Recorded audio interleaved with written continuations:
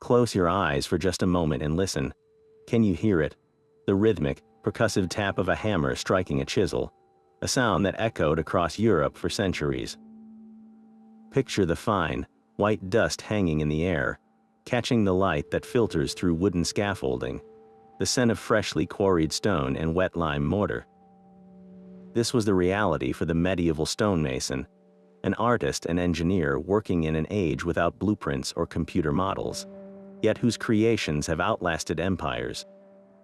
We stand in the shadows of their genius today, gazing up at soaring cathedrals that seem to defy gravity, running our hands over castle walls that have weathered 1,000 storms. But how did they do it? What incredible secrets did these master builders possess that allowed them to construct monuments of such enduring strength and breathtaking beauty? The truth is, the story of the medieval stonemasons is one of history's greatest untold mysteries.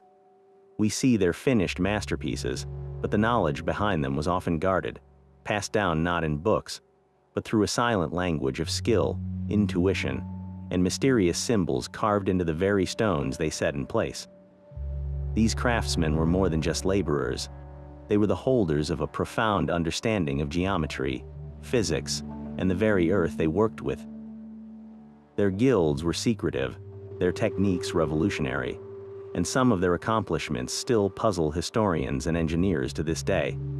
How could they achieve such precision? What hidden meanings are encoded in the intricate carvings that adorn these ancient structures? The answers lie buried, not in the ground, but in the stones themselves, waiting for us to decipher them. So consider this video an invitation, a journey back through time to walk alongside these forgotten artists. We are going to pull back the curtain on their world, to uncover the incredible secrets of the medieval stonemasons. Together, we will explore the hidden knowledge that allowed them to calculate impossible stresses, decode the symbolic messages they left behind as their signature, and investigate the advanced techniques that sometimes seem to border on magic. This is more than a history lesson. It is a detective story, a quest to understand the minds of the men who literally built the foundation of our modern world. Get ready to see these ancient cathedrals and castles not just as silent stone, but as living testaments to human ingenuity, and to discover the astonishing legacy of the medieval stonemasons. To grasp the true genius behind these stone giants, we must first step inside the world of the men who built them. This was not a world of lone geniuses, but of a tightly knit brotherhood, bound by sacred oaths and a fierce protection of their craft. These were the guilds, and they were the very bedrock of medieval construction, far more than just a trade union. Imagine a system so powerful that it could dictate who was allowed to work, what they could charge, and even the standards of quality for an entire continent's architecture. These guilds were the guardians of knowledge in an age before widespread literacy, the libraries that housed the secrets of geometry, stress, and design not on parchment, but in the minds and hands of their members. The path to becoming a master was a long and arduous one, a journey that defined a man's entire life. It began with the apprentice, a young boy, perhaps only 12 or 13 years old, who was signed over to a master mason for a term of 7 years.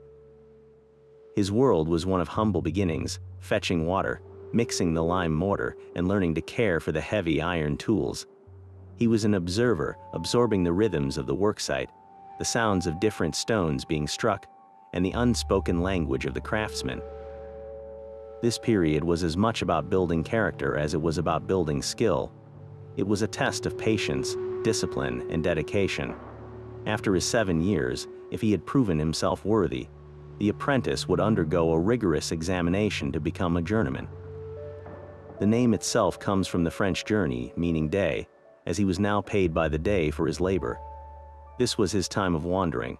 A journeyman was expected to travel from city to city, from one great cathedral worksite to another, working under different masters and absorbing a vast array of techniques and styles.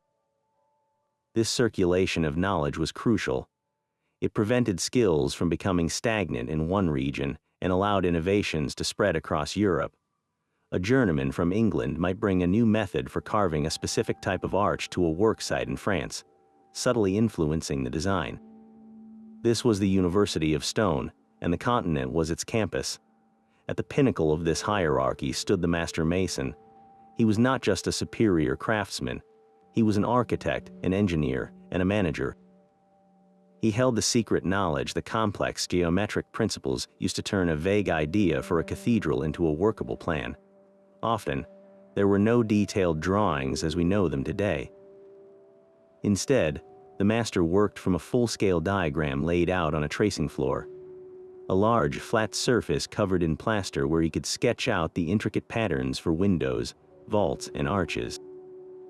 His word was law on the worksite, and his responsibility was immense. The stability of the entire structure, the lives of the workers, and the reputation of the guild rested on his calculations. The guild system, with its strict progression, ensured that only those who had been thoroughly tested and proven could ever reach this level of authority. But why such secrecy? Why the oaths sworn under penalty of severe punishment? The reasons were both practical and profound. On a practical level, their knowledge was their livelihood. Revealing the geometric shortcuts or the precise formula for an especially strong mortar would devalue their unique skills. It was a form of intellectual property protection. But on a deeper level, the knowledge they held was considered sacred. They saw their work as a divine act, building houses for God. The mathematical principles they used, the ratios and proportions that created such harmony in their buildings, were believed to be a reflection of the order of the universe itself. This wasn't just technical data. It was a philosophical and spiritual understanding, worthy of being protected and passed down only to those who had earned the right through years of devotion. This brotherhood of secrets wasn't just about keeping others out. It was about preserving the sacred integrity of their craft for future generations. Imagine being a boy of 12 or 13, leaving your family not for school, but for a worksite that would become your entire world for the next 7 years. Your father would sign a contract, a legal indenture, handing you over to a master mason. This wasn't merely a job. It was an adoption into a new family, bound by rules far stricter than any you had known at home. Your first days would be a lesson in humility. You wouldn't be handed a chisel to shape grand sculptures. Your initial tools were far more basic: a broom, a bucket, a heavy pouch of sand. Your primary duty was to serve. You would mix the lime mortar, a caustic substance that could burn the skin, learning the exact consistency needed to bind stones for 1,000 years. You would fetch water, carry stones for the senior craftsmen, and constantly tend to the workshop, ensuring every tool was clean and ready. This was the foundation of the apprenticeship, a deliberate process designed to strip away arrogance and instill patience, observation, and respect for the craft's most elemental components. The master wasn't just teaching you how to build, he was building you. Slowly, after proving your dedication through this menial labor, you would be introduced to the tools of the trade. Each one had a purpose, a feel, a sound. The stonemason's hammer, the mallet, the different chisels for punching, drafting, and fine carving. These were not just implements, but extensions of the craftsman's will. An apprentice learned to listen. The sound of a hammer striking a chisel told a story. A sharp, clear ping might mean the stone was good and true, while a dull thud could indicate a hidden flaw, a crack that could jeopardize an entire wall. This education was tactile and auditory, passed down not from a textbook, but through hands-on experience and the quiet corrections of the master. You would begin by practicing on softer, cheaper stone, learning to create simple, flat surfaces, understanding the grain and character of the rock itself. Every mistake was a lesson, every successful cut a small victory. The goal was to develop not just skill, but an intuitive feel for the material, a conversation between man and stone. But the physical craft was only half the secret. Woven into every task was the silent language of sacred geometry. The master mason possessed knowledge that was considered almost magical in its power, the ability to create perfect proportions and soaring structures using only a simple compass, a straight edge, and a set of geometric principles. An apprentice would be introduced to these mysteries gradually, like an initiate into a sacred order. He might first learn the secret of the Pythagorean theorem not as an abstract equation, but as a practical method for ensuring a corner was perfectly square, a vital necessity for any stable building. He would learn how to create a perfect pentagon or a vesica piscis, shapes believed to hold divine proportions, which would become the templates for window tracery and arch designs. This knowledge was the guild's most prized possession, and its revelation was a mark of trust. An apprentice had to swear solemn oaths of secrecy, often on a Bible, vowing never to reveal the geometric secrets to anyone outside the guild. The penalty for breaking this oath could be exile from the Brotherhood, effectively ending his career forever. The culmination of this 7-year transformation was the creation of a masterpiece. This wasn't just any piece of work. It was a specific, complex test piece designed by the master to demonstrate the apprentice's complete mastery of both skill and theory. He might be tasked with carving an intricate leaf motif, a detailed gargoyle, or a section of a complex vault rib. This piece had to be perfect in its execution, its dimensions, and its proportions. A panel of master masons from the guild would scrutinize every angle, every cut, measuring it against their own secret geometric rules. Passing this test was the gateway to becoming a journeyman.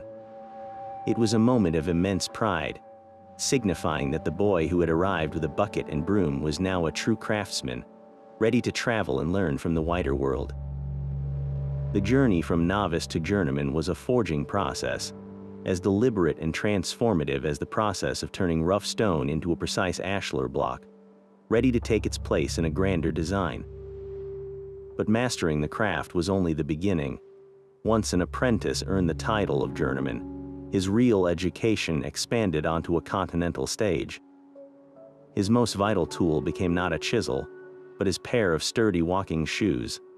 The term journeyman itself comes from the French word journey, meaning a day's work or a day's travel, and that's exactly what his life became, a continuous journey. He was now obligated to leave his home lodge and wander from one great construction site to another, a practice known as the wanderjar. This was the beating heart of the guild system, a brilliant method for cross-pollinating ideas and techniques across thousands of miles. A journeyman from the rainy highlands of Scotland might find himself working on the sun-drenched cathedrals of Spain, bringing with him a novel method for constructing a particular type of rib vault. In return, he would learn from Italian masters the secrets of working with a beautiful, locally quarried marble. This constant movement was the guild's quality control and innovation engine, ensuring that architectural knowledge was dynamic, shared, and constantly refined. This brings us to the physical instruments that made such precision possible, tools that were far more sophisticated than many realize. While the hammer and chisel are the most iconic, the true genius of the master mason lay in his use of geometry, and for that, he relied on a different set of implements. The most fundamental of these was the mason's square, a simple L-shaped tool made of iron. In an age before digital angle finders, this unassuming object was the guardian of structural integrity. It was used to check that every stone, every ashlar block, had perfectly square corners. A wall built with stones that were even slightly out of true would accumulate errors, leading to weakness and potential collapse. The square ensured that each block was a perfect building unit, capable of bearing the immense weight of the stories above it. Yet, straight lines and right angles alone cannot create a cathedral. The soul of Gothic architecture lies in its curves, the graceful arcs of doorways, the sweeping ribs of vaulted ceilings, the perfect circles of rose windows. To draft these shapes, the master mason used a compass. With this simple tool, he could inscribe circles, create complex geometric patterns, and establish the divine proportions that were believed to mirror the harmony of the universe. Full-scale plans for these intricate elements were not drawn on small pieces of parchment, but on a special tracing floor, a large, flat surface covered in plaster or fine sand. Here, wielding a sharp stylus and his trusted compass, the master would scratch out the true size patterns for a window or a vault, a temporary blueprint that the craftsman could reference directly. But a building must be level and plumb to stand the test of time. For this, the masons employed two deceptively simple yet profoundly important tools: the level and the plumb line. The level was often a wooden frame with a curved glass vial of water, or, in its earliest form, simply a frame with a marked cord and weight hung from the apex. When the weight's string aligned with the mark, the surface was perfectly horizontal. The plumb line was even more straightforward, a heavy lead weight or plummet suspended from a string. Gravity did all the work, providing an unwavering reference for true verticality. As walls rose skyward, the constant use of the plumb line ensured they did not lean or bulge, a critical necessity for structures pushing the very limits of height and slenderness. And for the final, artistic touches that brought stone to life, the masons used an array of specialized chisels with names as evocative as their functions. Beyond the basic punch and claw chisels for roughing out shapes, there was the dragon or claw chisel, which had a serrated edge that could texture stone to look like animal scales or rough foliage. There were fine pointed tools for incising delicate lines and drills for boring holes. Each tool was an extension of the mason's intent, allowing him to translate the master's geometric drawings into three-dimensional reality. The collective use of these instruments, the square for truth, the compass for spirit, the level and plumb for stability, demonstrates that the medieval stonemason was not merely a brute force laborer. He was a meticulous geometer, a patient artist, and a precise engineer, whose humble tools were the keys to unlocking architectural miracles. Yet even with these masterful tools, the stones themselves hold a silent conversation, a hidden language left behind by the hands that shaped them. Scattered across the walls of cathedrals and castles, often in out-of-the-way corners or on the hidden faces of stones, you can find them, small, carefully chiseled symbols known as masons' marks. At first glance, they might look like simple scratches: a cross, a triangle, a zigzag, a letter from a forgotten alphabet. But these marks are one of the most intimate and enduring connections we have to the individual craftsman. They are personal signatures, carved not in ink, but in enduring stone, a way for a worker, whose name was almost certainly lost to history, to declare, "I was here. I made this." The most straightforward theory for these marks is a practical one of economics and accountability. On a massive worksite employing dozens, sometimes hundreds of masons, how did the master ensure each man was paid accurately for his labor? The answer was the piece rate system. A journeyman would be assigned a number of stones to cut and shape. His pay was based on the number of finished, correctly sized blocks he produced. But once those nearly identical stones were incorporated into the rising wall, how could anyone tell his work from his neighbor's? The mason's mark was the solution. Each craftsman would adopt a unique symbol, registering it with the master of the lodge. After perfectly finishing a block, he would carve his mark into it. When the clerk came around to tally the work for the week, he could easily identify and count each man's contribution. It was a brilliant, simple system of medieval bookkeeping that turned an anonymous wall into a ledger of individual effort. But to assume these marks were only about payment is to overlook their deeper resonance. For a craftsman who spent years mastering a sacred art, his mark was more than a utilitarian stamp.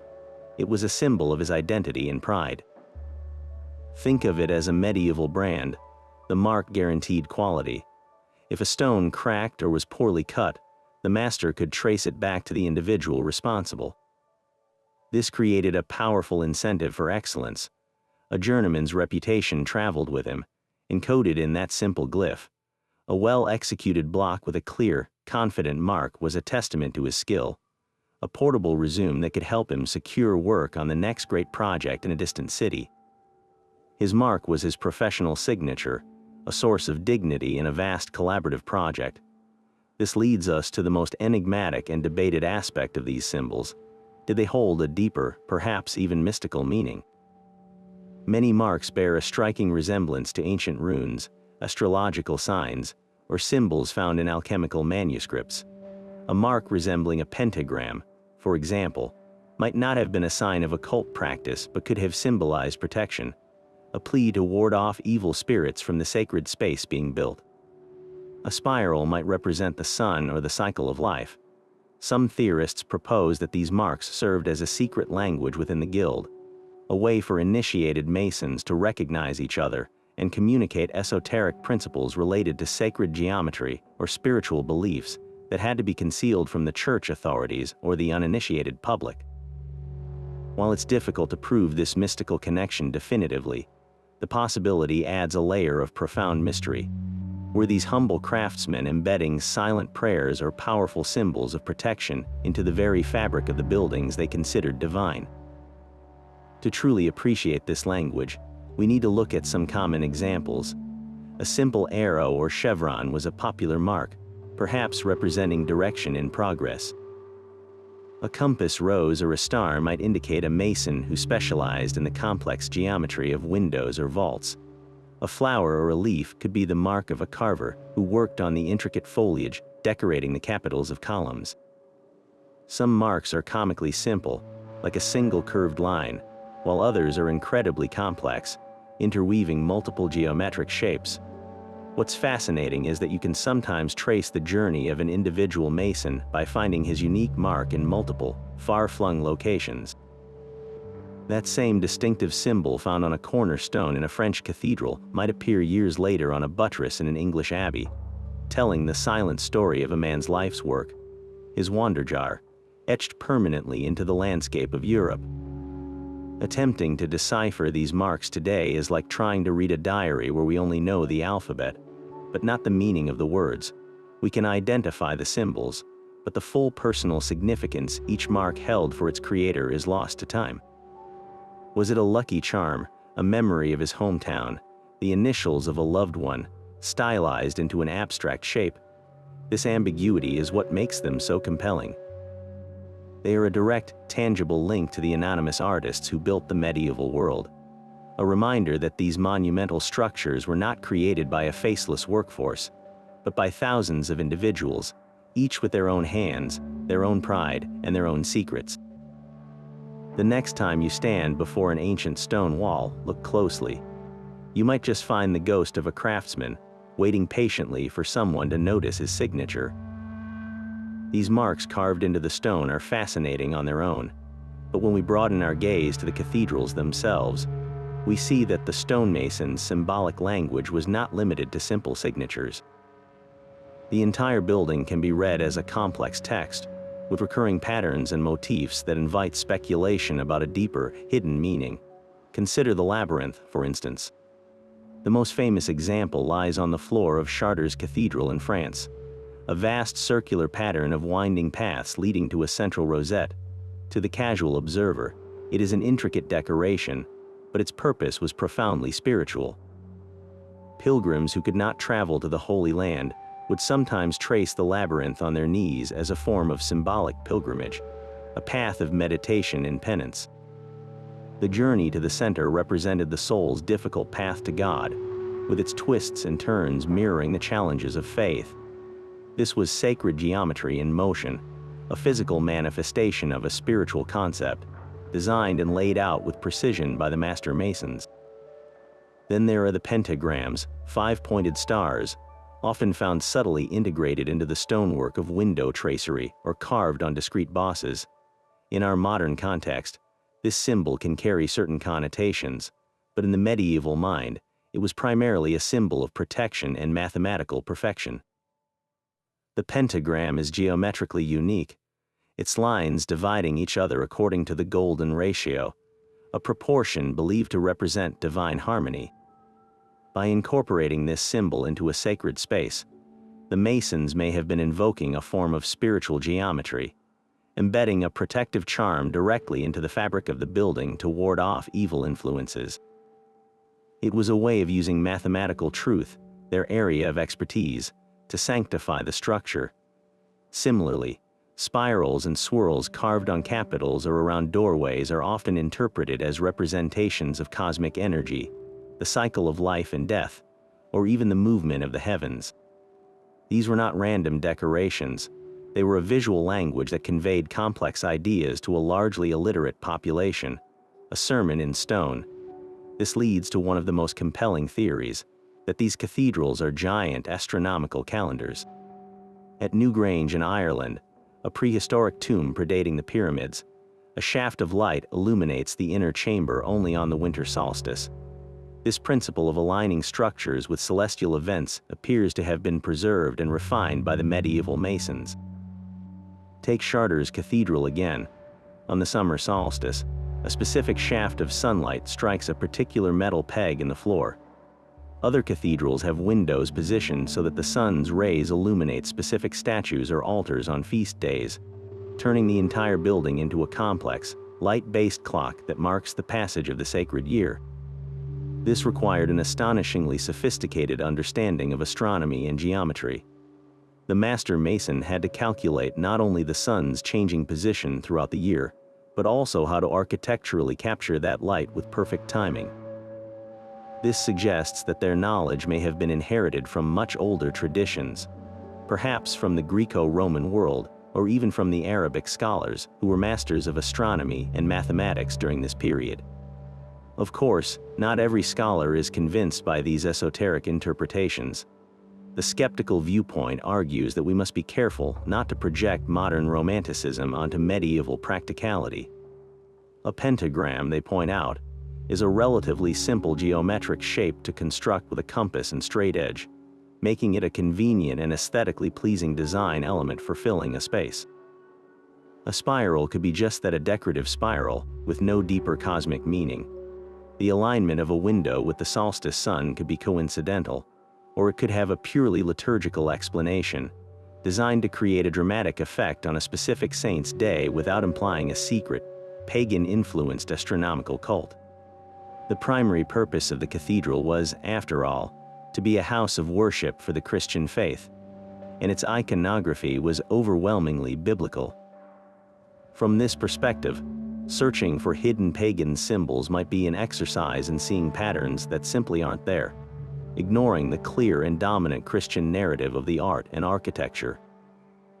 Yet, the evidence for a transmission of lost knowledge is difficult to dismiss entirely. The sudden, revolutionary rise of Gothic architecture in the 12th century, with its breathtaking leaps in engineering and its sophisticated use of light and geometry, seems almost too advanced to have appeared from nowhere. Could the stonemasons' guilds have been the custodians of a wisdom that stretched back through time? Some historians propose a link to the Knights Templar, who, during the Crusades, had extensive contact with the Middle East and may have brought back advanced mathematical and architectural secrets. Others suggest a connection to even earlier mystery schools. The stonemasons worked with the fundamental principles of the physical world: weight, balance, stress, and the immutable laws of geometry. This practical, hands-on understanding of cosmic order could easily have blended with more philosophical or spiritual beliefs, creating a unique worldview that was expressed symbolically in their work. They were building a mirror of heaven on earth, and every proportion, every alignment, and every symbol was a conscious choice in that divine project. Ultimately, the truth likely lies in a synthesis of these views. The medieval mind did not compartmentalize knowledge as we do today. Science, religion, art, and magic were intertwined. A spiral could be both a beautiful decoration and a symbol of the soul's journey. A pentagram could be a convenient geometric pattern and a powerful talisman of protection. The alignment of a cathedral with the sun could serve a practical liturgical purpose while also acknowledging the divine order of the cosmos. The stonemasons were the technicians of this holistic worldview. They possessed a secret knowledge that was not necessarily sinister or anti-church, but rather a profound, integrated understanding of how the world worked from the strength of a stone arch to the path of the sun across the sky. Their symbols, both the small mason's marks and the grand architectural themes, were the vocabulary of this understanding, a silent language that continues to speak to us across the centuries, inviting us to look closer and decode the mysteries they left in plain sight. This silent language of symbols leads us to the very heart of the medieval mason's worldview, a philosophy that transformed construction from a mere physical task into a divine act. If the cathedral was a Bible in stone for the common people, then for the master mason, it was a geometric prayer. They operated on a profound belief that God was the great geometer of the universe, and that the cosmos itself was constructed according to perfect mathematical rules. Their mission, then, was to replicate this celestial order on Earth. By employing the same ratios and shapes that they believed underpinned creation, they weren't just building a church, they were constructing a microcosm, a mirror of heaven that was harmoniously aligned with the mind of God. This wasn't a vague spiritual notion, it was a practical, working methodology. The tools of their trade, the compass and the straight edge, were instruments for uncovering divine truth, and every line they drew was a step toward revealing a sacred blueprint.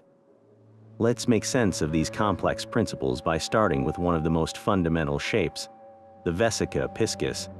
Imagine taking two identical circles and overlapping them so that the edge of each one passes through the center of the other. The almond-shaped area where they overlap is the vesica piscis. For the medieval mason, this was not just a random shape, it was packed with meaning. It was seen as a symbol of the intersection of the divine and the earthly realms, a geometric representation of the moment of creation, but its power was also intensely practical. The proportions of the vesica piscis provided a ready-made guide for determining the harmonious relationship between a building's width and its height. The master mason could use this one simple construction to generate a series of perfect ratios, which he could then use to design the pointed Gothic arch, the shape that would become the defining feature of the entire architectural style. The arch that allowed walls to soar to incredible heights was born from this sacred, overlapping circles. From this generative shape, we can move to a concept many have heard of but few truly understand: the golden ratio, often represented by the Greek letter phi, approximately 1.618. This is not just any number, it's what mathematicians call an irrational number, and it appears with astonishing frequency in nature, in the spiral of a nautilus shell, the arrangement of seeds in a sunflower, and the proportions of the human body. The ancients saw this recurrence as evidence of a universal language of beauty and balance. For the stonemason, the golden ratio was the key to creating structures that felt instinctively right and beautiful to the human eye. They wouldn't have calculated it with decimals. Instead, they would construct it geometrically using their compass. They could create a rectangle where the ratio of the longer side to the shorter side was the same as the ratio of the sum of both sides to the longer side. This golden rectangle became a template for the overall proportions of a cathedral's facade, the dimensions of a window, or the layout of the nave. A building designed with these proportions possesses a serene, inherent harmony that is difficult to define but easy to feel, a silent echo of the natural world. But geometry also had to serve the brutal realities of physics. A cathedral must not only be beautiful, it must stand. This is where the work of the ancient Greek mathematician Pythagoras became absolutely essential on the medieval worksite. Every stonemason, from apprentice to master, knew the secret of the 3-4-5 triangle. This is a direct application of the Pythagorean theorem, which states that in a right-angled triangle, the square of the hypotenuse is equal to the sum of the squares of the other two sides. So if a mason took a chord and measured out 3 units on one side, 4 on another, and ensured the diagonal between them was 5 units, he had guaranteed a perfect right angle. This was the foundation of all stability. Without a perfectly square corner at the base of a building, the entire structure would be doomed. This ancient mathematical truth, preserved and passed down through the guilds, was as vital as any hammer or chisel. It was the silent, unseen guarantee that the walls would rise true and meet at the heavens as intended. To see this divine blueprint in action, we need only look at the footprint of any great Gothic cathedral. The floor plan is not a random arrangement of spaces, it is a geometric manifesto. The most common layout is the Latin cross, but this shape is generated from a series of overlapping squares and circles. The nave, the long central approach, is often a series of square bays, each one a modular unit based on the square and its diagonal, which itself relates to the square root of 2, another ratio found in sacred geometry. The cross-section of the nave, from the floor to the apex of the vault, frequently forms a perfect equilateral triangle, a symbol of the Holy Trinity. And at the heart of the cathedral, where the nave and transepts cross, sits the crossing square. From this square, the mason could generate the dimensions for the entire choir and apse, ensuring that every part of the building was in a harmonic relationship with every other part. The entire structure was a single, cohesive geometric thought, a symphony of interlocking shapes where every element, from the largest pillar to the smallest window, belonged to a unified, divine whole. This profound understanding of sacred geometry provided the intellectual framework, but it was a single, brilliant engineering innovation that truly unlocked the potential for stone to reach towards the heavens.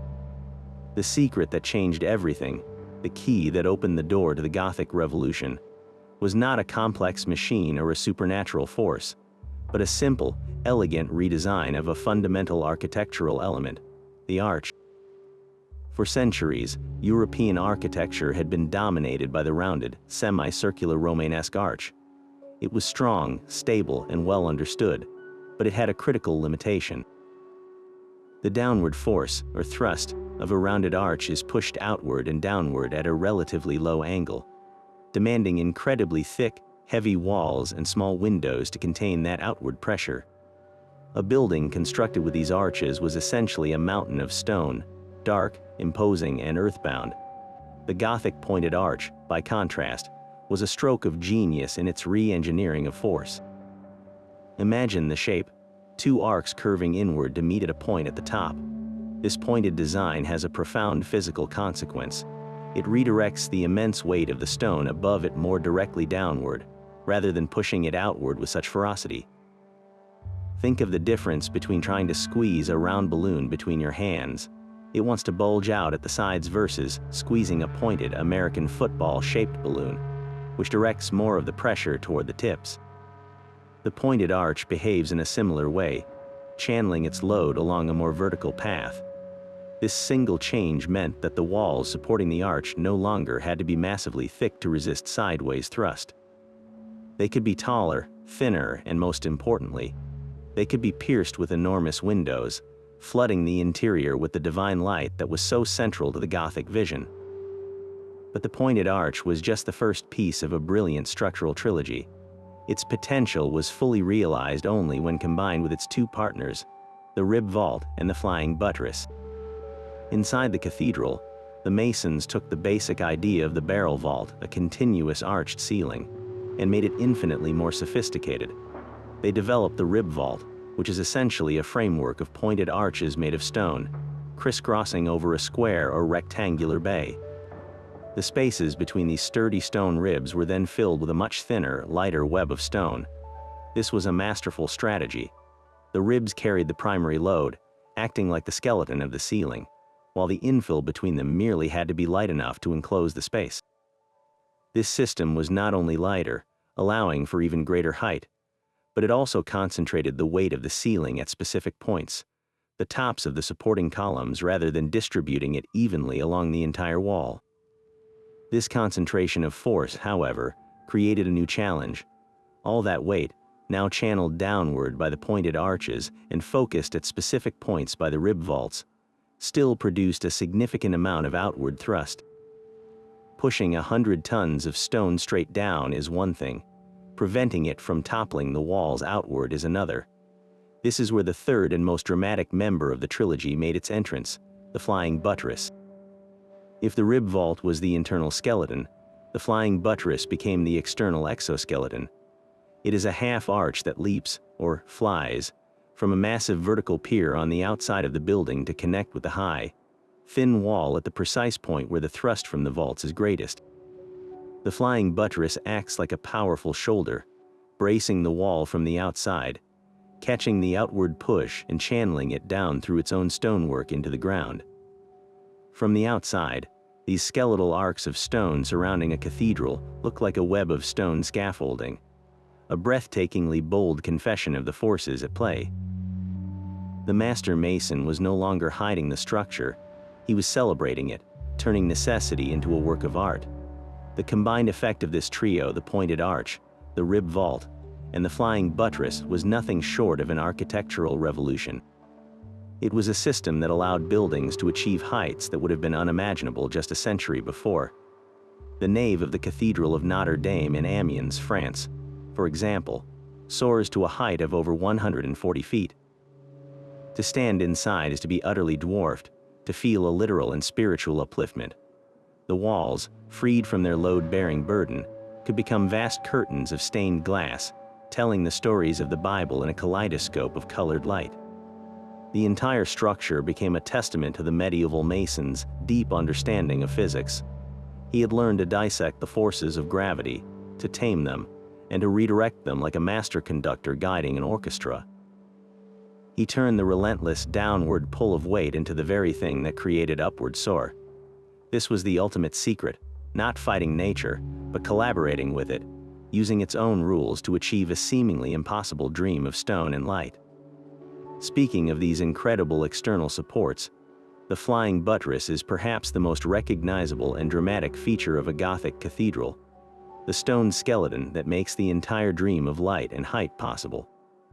But have you ever wondered how medieval masons, without the benefit of modern physics or computer modeling, calculated the exact angle and strength needed for these arches to hold up a building weighing thousands of tons? The truth is, their process was a breathtaking blend of geometric intuition and hard-learned lessons, sometimes written in the tragic language of collapse. The perfection of the flying buttress did not arrive fully formed. It was born from necessity, from observing the failures of their own ambitious experiments and having the courage to innovate in response. Consider the initial challenge. The revolutionary rib vault channeled immense weight down onto specific points high up on the cathedral walls. This created a powerful outward thrust, a force desperately trying to push the walls over. Early attempts to contain this force involved simply building the lower sections of the wall even thicker, creating massive, fortress-like piers. But this was a dead end. It limited height and window space. The genius leap was to externalize the solution. Instead of fighting the thrust from within the wall, why not catch it from the outside? The first flying buttresses were relatively simple, thick half-arches propped against the building. But as cathedrals grew taller and more slender, the calculations became infinitely more delicate. The mason had to consider the weight of the vault, the height of the wall, the density of the stone, and the angle of the buttress itself. A buttress placed at too shallow an angle would be ineffective, like trying to stop a falling door with a gently leaning broomstick. One placed at too steep an angle might not adequately redirect the thrust, or it could even transfer too much weight to an unstable foundation. This learning process was often brutal. The Cathedral of Beauvais in France stands as the most famous and sobering example of ambition outpacing understanding. In the 1260s, masons began constructing a choir that would reach for the heavens, an astonishing 157 feet high. For a time, it was the tallest structure in the world. But the engineering had not quite caught up to the vision. The flying buttresses designed to support this unprecedented height were, in retrospect, not substantial enough. In 1284, just 12 years after its completion, the immense vaults collapsed. While the exact cause is debated, it is widely believed that the buttressing system was insufficient to handle the complex stresses, especially in high winds. This catastrophe was not a failure of spirit, but a critical data point in the science of structural engineering. The masons who rebuilt Beauvais studied the wreckage, learned from the mistake, and installed a stronger, more sophisticated system of buttresses. The choir still stands today, a testament to both human ambition and the vital importance of learning from failure. So, how did they get it right without advanced mathematics? They relied on physical models and full-scale drawings on the tracing floor. Using ropes and weights, they could create scaled-down models to visualize the lines of force, understanding that the ideal buttress should form a line that directly counteracts the thrust from the vault. But the true masterpiece of the flying buttress is its dual function. It doesn't just act as a crude prop. It is a beautifully engineered lever. The vertical mass of the buttress pier, often crowned by a heavy pinnacle, acts as the fulcrum. The weight of this pier creates a downward force that opposes and balances the outward push from the vaults transmitted through the flying arch. The pinnacle isn't merely decorative, it adds crucial dead weight, stabilizing the entire assembly and preventing the buttress pier itself from tipping over. It is a system of perfectly balanced counterweights and lever arms, all worked out in stone. The final, glorious result of this external skeleton was the liberation of the wall. With the flying buttress handling the structural heavy lifting, the walls of the cathedral were freed from their load-bearing duty. They could become what the Gothic masters dreamed of: vast, luminous screens of stained glass. The walls were no longer solid barriers but delicate stone frameworks filled with jewel-toned narratives. At Chartres Cathedral, for example, the stained glass windows cover an area of over 20,000 square feet, transforming the interior into a kaleidoscope of divine light. This was the ultimate goal. The flying buttress, often seen as an external feature, was fundamentally an instrument for creating an internal experience of transcendence. It allowed the masonry to seemingly dissolve into light, fulfilling the theological idea of the building as a heavenly Jerusalem, a place where material substance gives way to spiritual illumination. The skeletal stone arcs on the outside were the necessary sacrifice for the breathtaking radiance within. Yet before a single stone could be carved or set in place by the mason, it had to be born from the earth itself, a process that relied on a completely different but equally vital kind of expertise. The true foundation of every medieval cathedral lies not in its mortar, but in the deep, intuitive knowledge of the quarrymen. These were the unsung heroes of the construction process, the individuals who began the transformation of a silent mountain into a speaking testament of faith. Their work required a profound understanding of the living rock, an ability to listen to the stone and coax it from the ground in a way that preserved its inherent strength. They knew that the secret to a building lasting 1,000 years was chosen not on the tracing floor, but in the dust and din of the quarry. This began with the critical skill of reading the rock face. A quarryman didn't just see a wall of stone, he saw a historical record, a narrative of immense pressure and geological time. His experienced eye could identify the natural bedding planes, the horizontal layers where the stone had been deposited millennia ago. Striking against the grain, perpendicular to these planes, would risk splitting the stone unpredictably or creating a block with a hidden weakness that could shatter under pressure or succumb to frost over the centuries.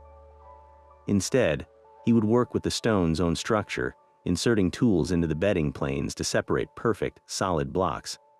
He also learned to identify and avoid flaws, the telltale discoloration of a rust vein indicating water seepage, or the spiderweb of cracks from a past seismic shift. Selecting the right stone was the first and most crucial step in a chain of quality control that stretched all the way to the soaring spire. Once a suitable section was identified, the extraction began, a testament to human ingenuity in the face of sheer mass. Without dynamite or powerful machinery, the quarrymen relied on basic physics and immense patience. Their primary tools were wooden wedges, iron picks, and sheer brute force. The process often started by using picks to carve a deep channel around the desired block, isolating it from the living rock. Then, they would drill a series of holes along a natural fracture line using a handheld metal drill or a simple hammer and chisel. Into these holes, they would drive dry, hardened wooden wedges. The real magic happened next. The quarriers would pour water over these wedges. The wood would absorb the water and slowly, inexorably, expand.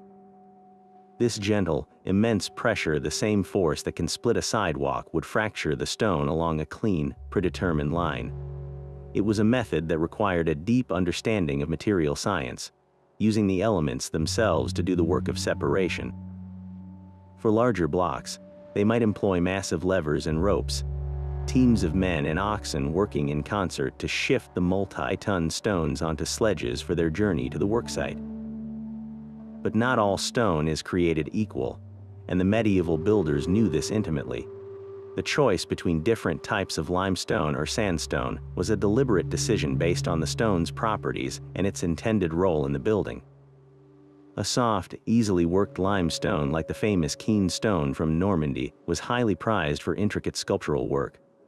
The delicate foliage of capitals, the expressive faces of gargoyles, and the fine details of tracery. It was the perfect canvas for the carver's art. However, this softer stone was more susceptible to weathering, so it was often used for protected interior elements or for details high up on the facade where its beauty could be appreciated from a distance, safe from the reach of rain and physical wear. For the foundational elements, the great load-bearing columns, the foundation stones, and the buttresses, a much tougher, denser stone was required. This needed to be a stone with high compressive strength, capable of bearing colossal weights without crushing. A hard, crystalline limestone or a gritty sandstone was often chosen for these critical structural roles. These stones might be more difficult to carve with fine detail, but their brute strength was what allowed the entire building to stand. The quarrymen and master masons also considered the stone's porosity and its resistance to frost. In the cold northern climates, a porous stone that absorbed water could be catastrophic. When that water froze, it would expand, creating internal pressures that could spall the surface, flaking it away layer by layer over the winters. A dense, impermeable stone was essential for the exterior facing of buildings in regions with harsh winters, ensuring the structure could withstand the relentless cycle of freeze and thaw for centuries. This thoughtful, almost scientific selection process ensured that each piece of stone was perfectly matched to its purpose, a seamless marriage of material science and architectural vision that began with the discerning eye of the quarryman at the rock face. Having selected the perfect stone from the quarry, the mason's work was far from over. In fact, the most daunting challenge was just beginning, moving these geological giants, some weighing as much as 10 tons, from the secluded quarry to the bustling urban construction site, often dozens of miles away. This was the ultimate test of medieval logistics, a Herculean endeavor that required a symphony of coordination, ingenuity, and sheer muscle power.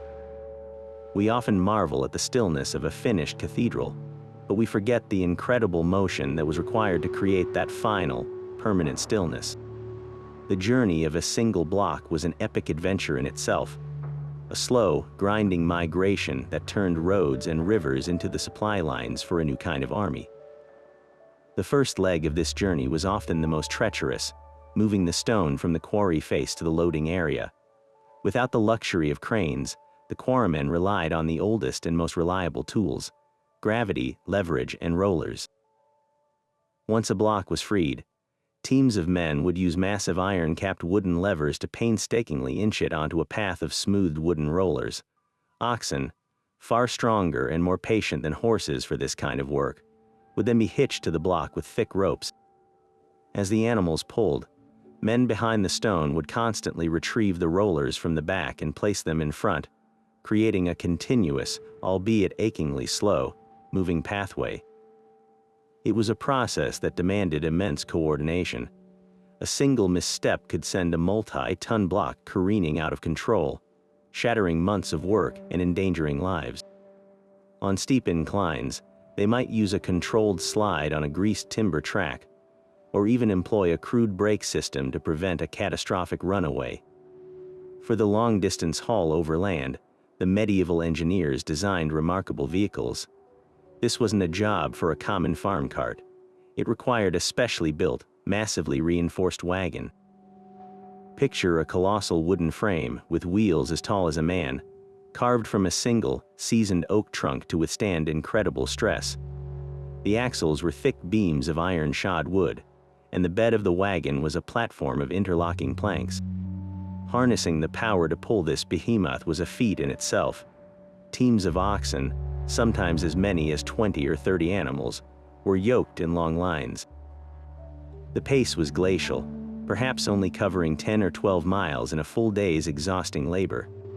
The roads themselves were often little more than dirt tracks, which would turn into deep quagmires of mud with the first rain, swallowing wheels whole. To combat this, on particularly important routes, wealthy abbeys or bishops might finance the construction of specially reinforced roads, paved with stone to create a stable highway for the constant stream of supply wagons. the lifeline of the cathedral. Whenever possible, the master of the works would choose a route that utilized water. Moving stone by river barge or coastal ship was exponentially faster, cheaper, and safer than the arduous overland haul. This is why so many quarries of the era were located near navigable rivers or the sea. The process of loading a barge was a delicate operation. The wagons would be brought to a specially constructed stone dock. Using a complex arrangement of ropes, pulleys, and a sturdy frame derrick, workers would slowly winch the stones from the wagon onto the deck of the flat-bottomed barge. Once loaded, the barge, propelled by the current, poles, and occasional sails, would glide silently downriver. This method could transport dozens of blocks in a single trip, a floating mountain of potential.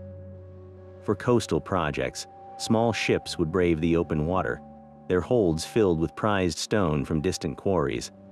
The prevalence of certain types of stone in cathedrals far from their source is a silent map of these medieval maritime trade routes.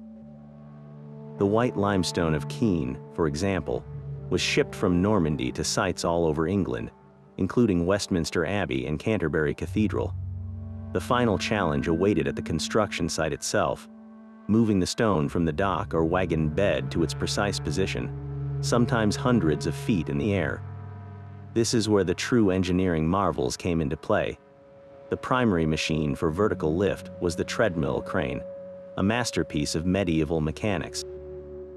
Imagine a large, human-powered squirrel cage, a wooden wheel that men would walk inside of, like a giant hamster wheel. Their stepping motion would rotate the wheel, which was connected to a long wooden boom and a system of ropes and pulleys. The mechanical advantage provided by multiple pulleys meant that a small group of men walking steadily inside the treadmill could hoist astonishing weights. The engineers operating these cranes had a sophisticated understanding of load distribution and braking systems to control the ascent and descent safely. For the highest reaches of the spire, cranes might be built directly into the growing structure, lifted incrementally as the building rose, but the crane was only part of the story. On the ground and on the various levels of the scaffolding, the movement of stone was a constant ballet of brute force and coordination. The central tool for horizontal movement was the capstan, a large, vertical winch operated by men pushing on horizontal bars. Thick ropes would be wound around the capstan, pulling heavily laden sledges across the ground or along wooden tracks. On the sprawling worksite, the sounds were a constant din, the groan of ropes under tension, the rhythmic shouts of men coordinating a lift, the steady crunch of rollers under stone, and the creak of the great treadmill crane.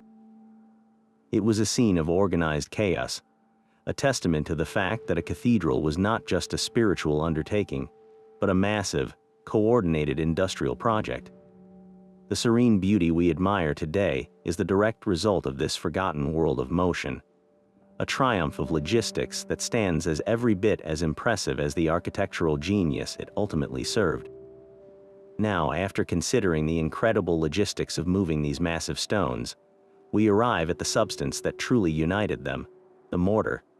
This is where we encounter one of the most enduring mysteries of medieval construction.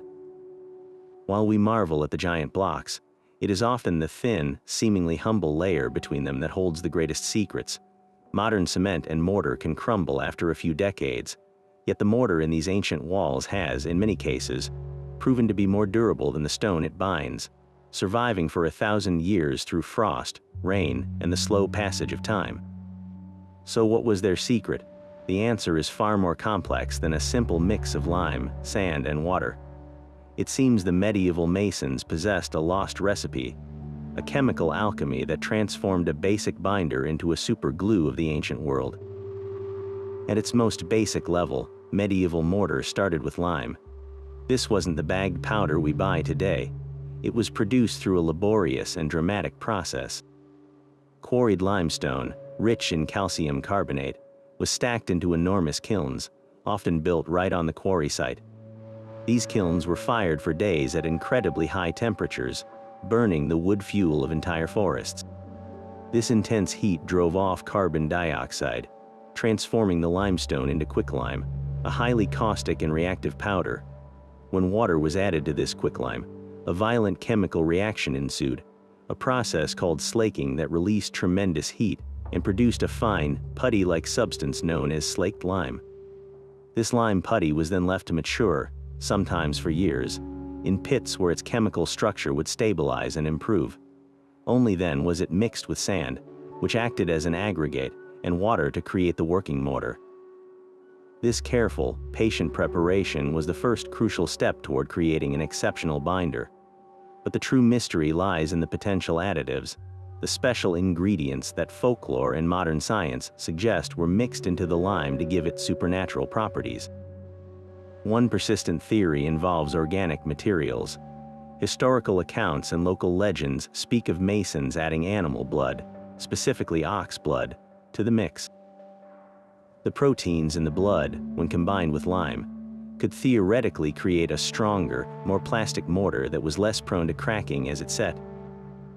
Similarly, the use of egg whites or even curdled milk has been proposed. The albumin in egg whites could act as a binding agent, increasing tensile strength and making the mortar more resistant to water penetration. In regions like Russia, where egg whites were used in iconic structures, the mortar has a distinctive, hard quality. Could the great cathedrals of Western Europe have used a similar technique, perhaps with beer, cheese, or even potato juice, depending on what was locally abundant? These organic additions would have introduced complex carbohydrates and proteins, potentially creating a chemical reaction that resulted in a more resilient final product. Another line of investigation points to the use of specific types of ash or clay. Volcanic ash was the secret ingredient that gave ancient Roman concrete its legendary durability, allowing it to cure even underwater. While not all medieval builders had access to volcanic ash, they might have used locally available pozzolanic materials. Pozzolans are siliceous or aluminous materials that, when mixed with lime and water, create a cement that is harder and more water-resistant than lime alone. Medieval masons could have used finely ground brick dust, certain types of clay, or even ash from burnt hay or other organic materials.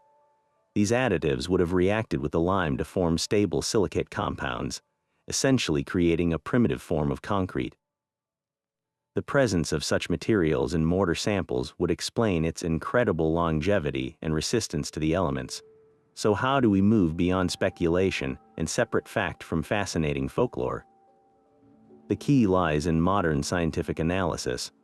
Researchers now use techniques like X-ray diffraction and scanning electron microscopy to examine the microscopic structure of ancient mortar samples. These powerful tools can identify the exact crystalline compounds present, revealing the chemical fingerprints of long-lost ingredients. For instance, the detection of specific proteins could confirm the use of blood or egg whites. The presence of unusual mineral signatures could point to the deliberate addition of particular types of ash or clay. What these analyses are increasingly revealing is that there was likely no single, universal, secret recipe. Instead, the genius of the medieval mason may have lain in their deep, localized knowledge. They were master empiricists, constantly experimenting with locally available materials. A mason working in a region with rich clay deposits might have developed a formula different from a mason near a coast who had access to crushed seashells, which also have pozzolanic properties. This tailored approach meant that the mortar was often specifically engineered for its location in the building. The core of a thick wall might use a mortar with a rougher, more porous mix to allow for slight movement and breathability, preventing moisture from being trapped inside. Meanwhile, the exterior-facing mortar, exposed to wind and rain, might have been a finer, denser mix, perhaps with added waterproofing agents. The mortar used in the foundations, constantly damp, would have required a completely different formulation than the mortar used in the upper, drier levels of the soaring vaults. This nuanced understanding demonstrates that medieval mortar was not a one-size-fits-all product.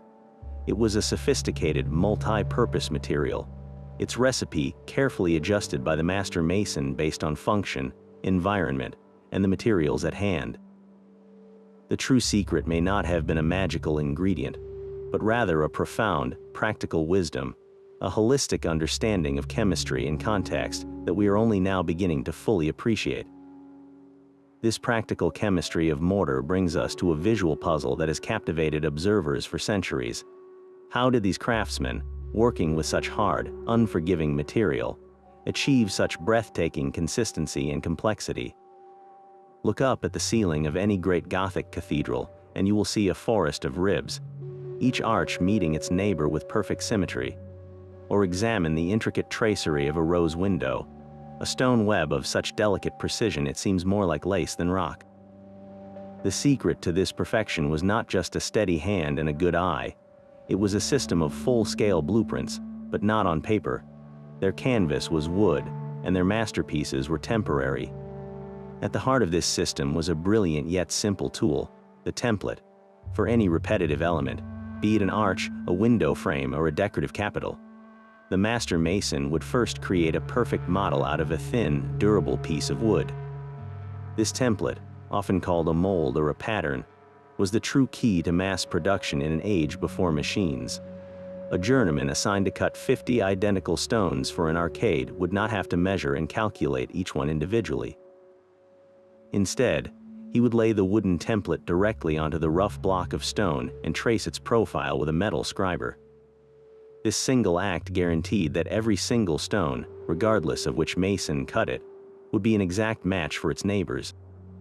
It was a system of quality control and efficiency that allowed hundreds of workers, often with varying skill levels, to contribute to a unified whole.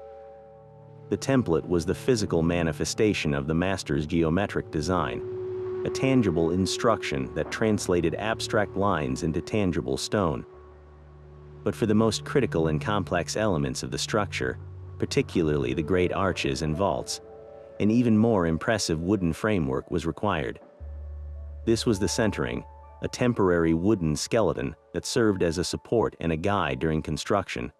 Imagine the challenge of building a stone arch. Each stone or voussoir is cut as a wedge.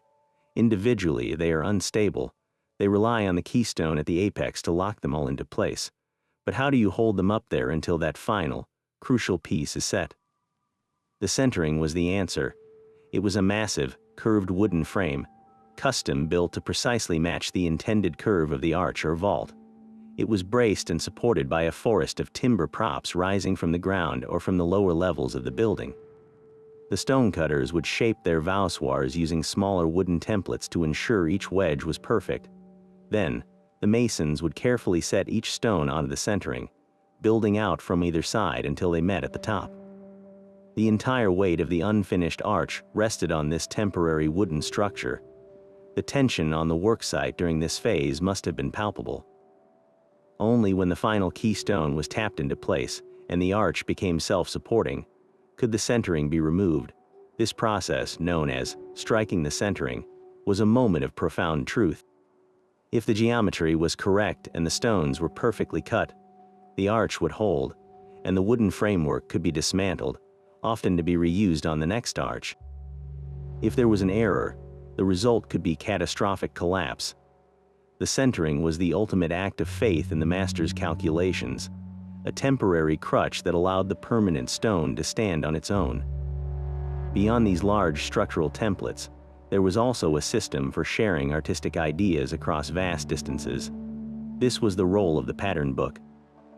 While the guilds were secretive about their core geometric principles, the stylistic motifs, the designs for foliage, figures, and decorative details were more freely circulated.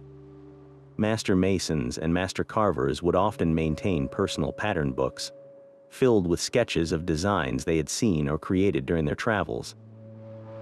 These books were like medieval Pinterest boards, collections of inspiring ideas. A mason arriving at a new worksite could show his pattern book to the local master, offering new designs for a capital or a finial. This circulation of pattern books helps explain the rapid spread of certain artistic styles across Europe. A specific way of carving an oak leaf or a dragon's head, originating in one region, could appear in a cathedral hundreds of miles away a few years later, carried in the satchel of a wandering journeyman. The true genius of this template system was its scalability and its ability to create a unified aesthetic from a chaotic worksite.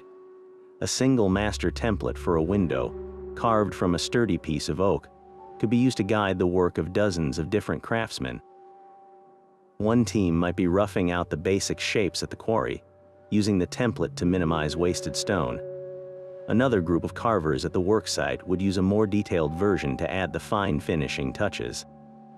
This division of labor was essential for managing a project of such monumental scale. It meant that specialization could flourish. A mason might become an expert at cutting the specific type of stone needed for vault ribs, while another dedicated his career to the intricate work of window tracery. The template ensured that all of their work, though performed by different hands, would fit together with perfect precision when the time came for assembly. It was a logistical masterpiece that turned individual craftsmanship into a synchronized architectural symphony, all guided by the humble, temporary shapes carved from wood. This lodge was far more than a simple shelter from the rain. It functioned as the true brain and beating heart of the entire construction project, a sanctuary of stone and thought where the physical and the intellectual merged. Within its walls, the master mason orchestrated the symphony of construction. Journeymen honed their skills, and the sacred knowledge of the guild was preserved and passed to the next generation. Often built against the side of the growing cathedral itself, the lodge was a practical necessity, providing a covered space where the delicate work of carving and shaping could continue uninterrupted by the weather. But its significance extended far beyond mere functionality.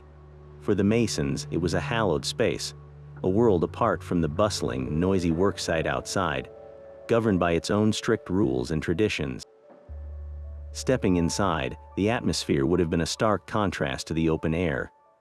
The air, thick with the rich, earthy smell of stone dust and the sharp scent of wet lime from the mortar pits, would have been filled with a chorus of focused sound. The rhythmic, percussive tap-tap-tapping of dozens of hammers striking chisels created a constant, industrious music. Light streamed in through large, unglazed windows, illuminating the men at their benches. Each mason had his own workstation, a sturdy wooden bench where he would secure a block of stone and begin the patient work of transformation. The floor would be littered with stone chips and dust, a testament to the relentless labor of creation.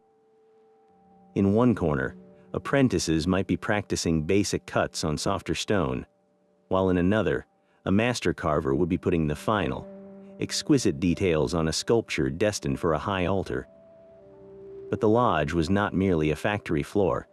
It was a living classroom.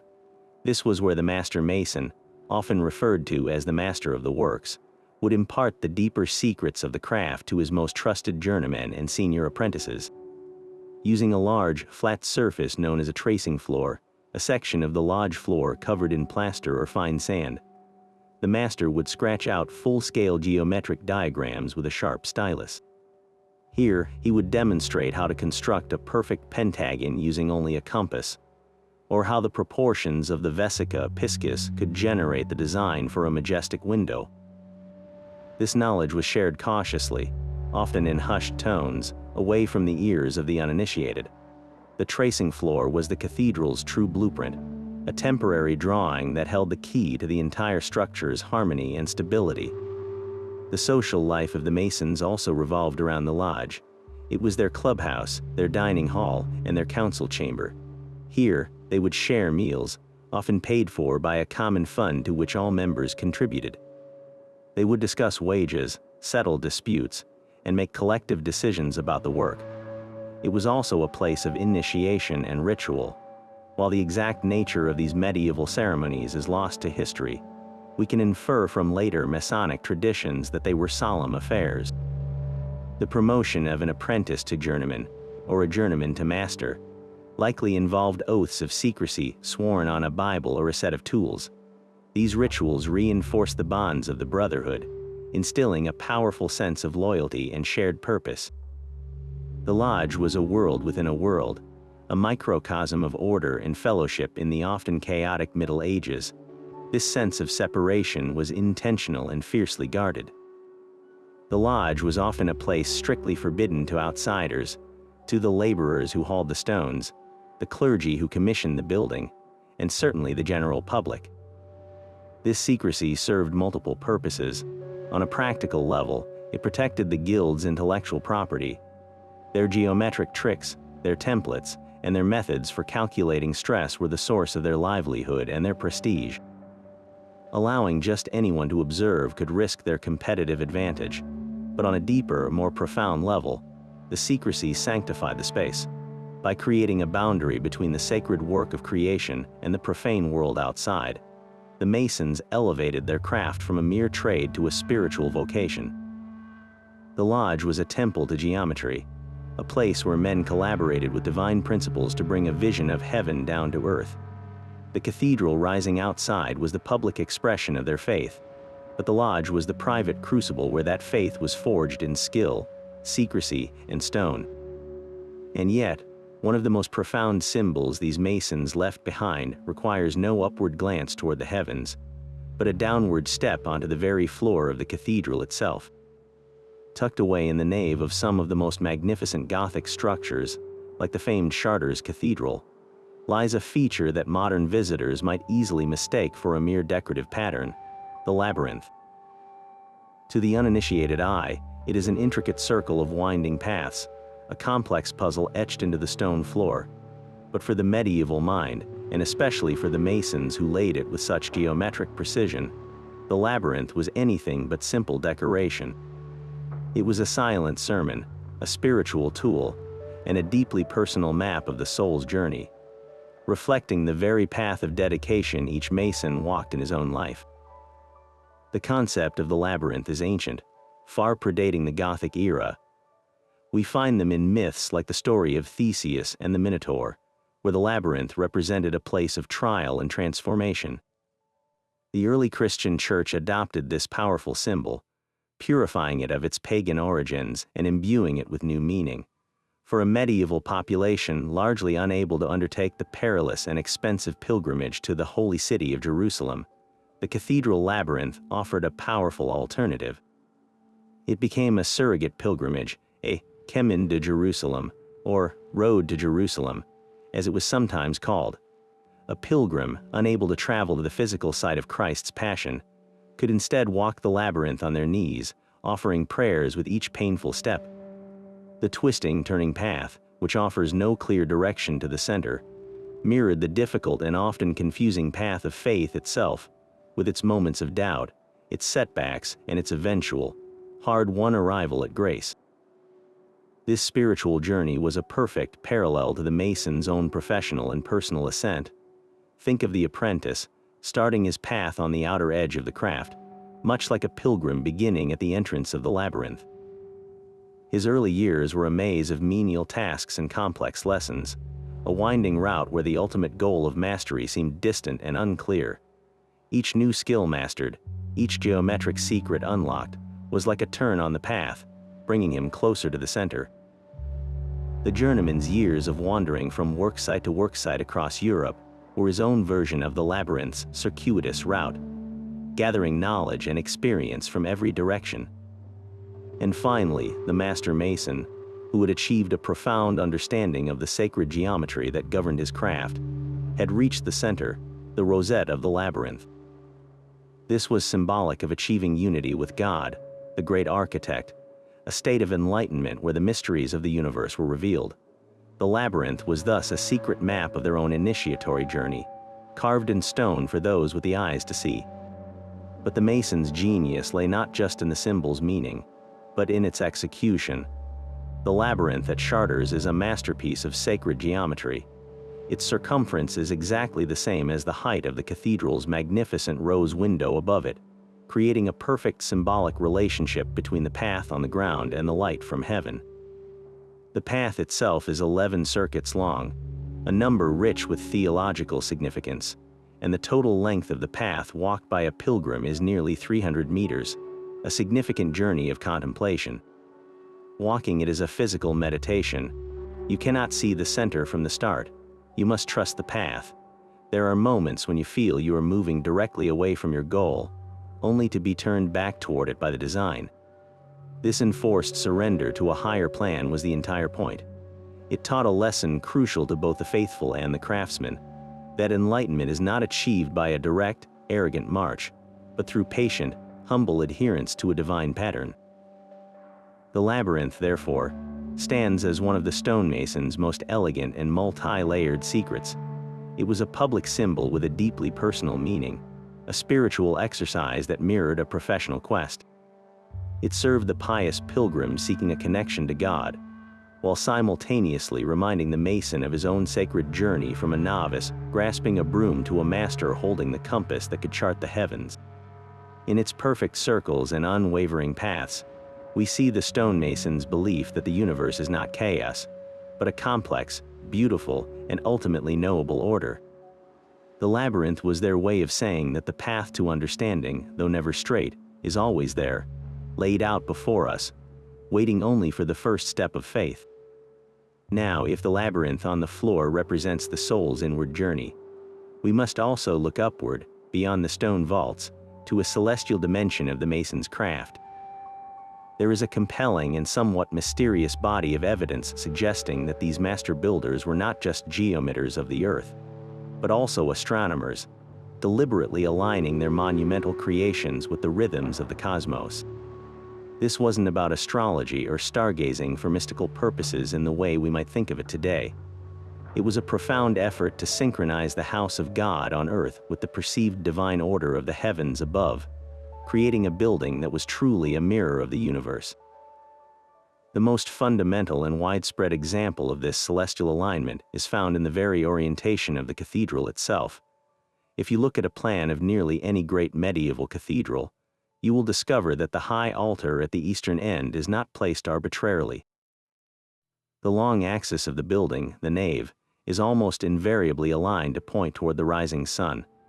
More specifically, the architectural tradition called for the altar to be oriented so that on the feast day of the saint to whom the church was dedicated, the first rays of the dawn sun would shine directly through the east-facing windows, illuminating the sacred space of the choir and the altar. This practice, known as orientation in the truest sense of the word, physically connected the cycles of the liturgical year with the cosmic cycle of the solar year. It transformed the building from a static object into a dynamic participant in the celestial dance, marking sacred time with a precision that no mechanical clock could hope to match. This alignment required a sophisticated understanding of the sun's changing path across the sky throughout the year. The master mason had to know that the sun does not rise in the same spot every day. At the summer solstice, it rises at its most northeasterly point on the horizon, and at the winter solstice, at its most southeasterly. Calculating the exact azimuth for a specific saint's day, which falls on a fixed calendar date, demanded careful observation and geometric calculation. This knowledge was likely passed down within the guilds, a practical science essential for fulfilling the spiritual vision of the clergy who commissioned these structures. In this way, the cathedral was literally and symbolically grounded in the reality of the solar system, a testament to the medieval worldview that saw no separation between faith and natural philosophy. Beyond the general orientation, we find even more precise and dramatic examples of solar alignment. Chartres Cathedral, a treasure trove of esoteric symbolism, offers a stunning demonstration. There, a specific architectural feature known as the luminous mass comes into play. On the summer solstice, the longest day of the year, a single shaft of sunlight enters through a particular south-facing window. This beam of light does not fall randomly. It is designed to strike a specific metal plaque set into the stone floor of the nave. For a few brilliant moments, the cathedral itself becomes a giant astronomical instrument, marking the solar peak of the year with an unerring accuracy that still functions perfectly today. Similar phenomena occur in other cathedrals, where light is orchestrated to illuminate specific statues, carvings, or altars on significant feast days, creating a breathtakingly beautiful and intellectually sophisticated light show that was centuries ahead of its time. But the mason's gaze may have extended beyond the sun to the stars themselves. Some researchers point to the possibility that the layout of certain cathedrals, particularly the intricate pattern of their pillars and vaults, could be a map of specific constellations. The idea is that the ground plan of the church was designed to reflect a heavenly pattern, making the nave a symbolic, Milky Way, and the columns representing major stars. While this theory is more speculative and harder to prove definitively than solar alignments, it aligns perfectly with the medieval belief in the concept of as above, so below. The cathedral was intended to be a microcosm, a small-scale model of the entire created universe. What would be more fitting than to pattern its sacred space after the starry vault of heaven, the traditional dwelling place of God and the angels? This leads to an inevitable and fascinating question. Where did this advanced astronomical knowledge come from? The sudden flowering of Gothic architecture in the 12th century coincided with an increased flow of knowledge into Europe, particularly from the Islamic world.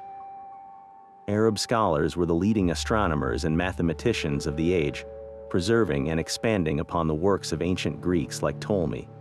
It is highly plausible that this knowledge, especially in the fields of geometry and observational astronomy, made its way into the stonemasons' guilds through centers of learning in Spain or through contact during the Crusades. The guilds, as repositories of practical mathematics, would have been the perfect conduits for applying this abstract celestial knowledge to the tangible world of construction. Their secret understanding of the cosmos may well have been a fusion of inherited practical wisdom and newly acquired scientific learning from other cultures. Of course, a skeptical viewpoint urges caution. Could some of these alignments be coincidental? After all, if you have hundreds of churches facing roughly east, the law of averages suggests that some will, by chance, have windows that align with solstice sunrises. Perhaps the primary reason for a window's placement was aesthetic or liturgical, to light a particular statue, and the solstice effect was a happy accident, noticed after the fact and perhaps imbued with symbolic meaning later. The medieval written records are largely silent on these precise astronomical intentions. The evidence is encoded in the stone and light itself, open to interpretation. Yet, the consistency and precision of the most famous examples, like the solstice light at Chartres, feel too deliberate to be mere chance. They represent a pinnacle of the Mason's art, where architecture, astronomy, and theology fuse into a single, glorious expression. It demonstrates that their quest was not merely to build a shelter for worship, but to create a living entity that breathed in time with the universe.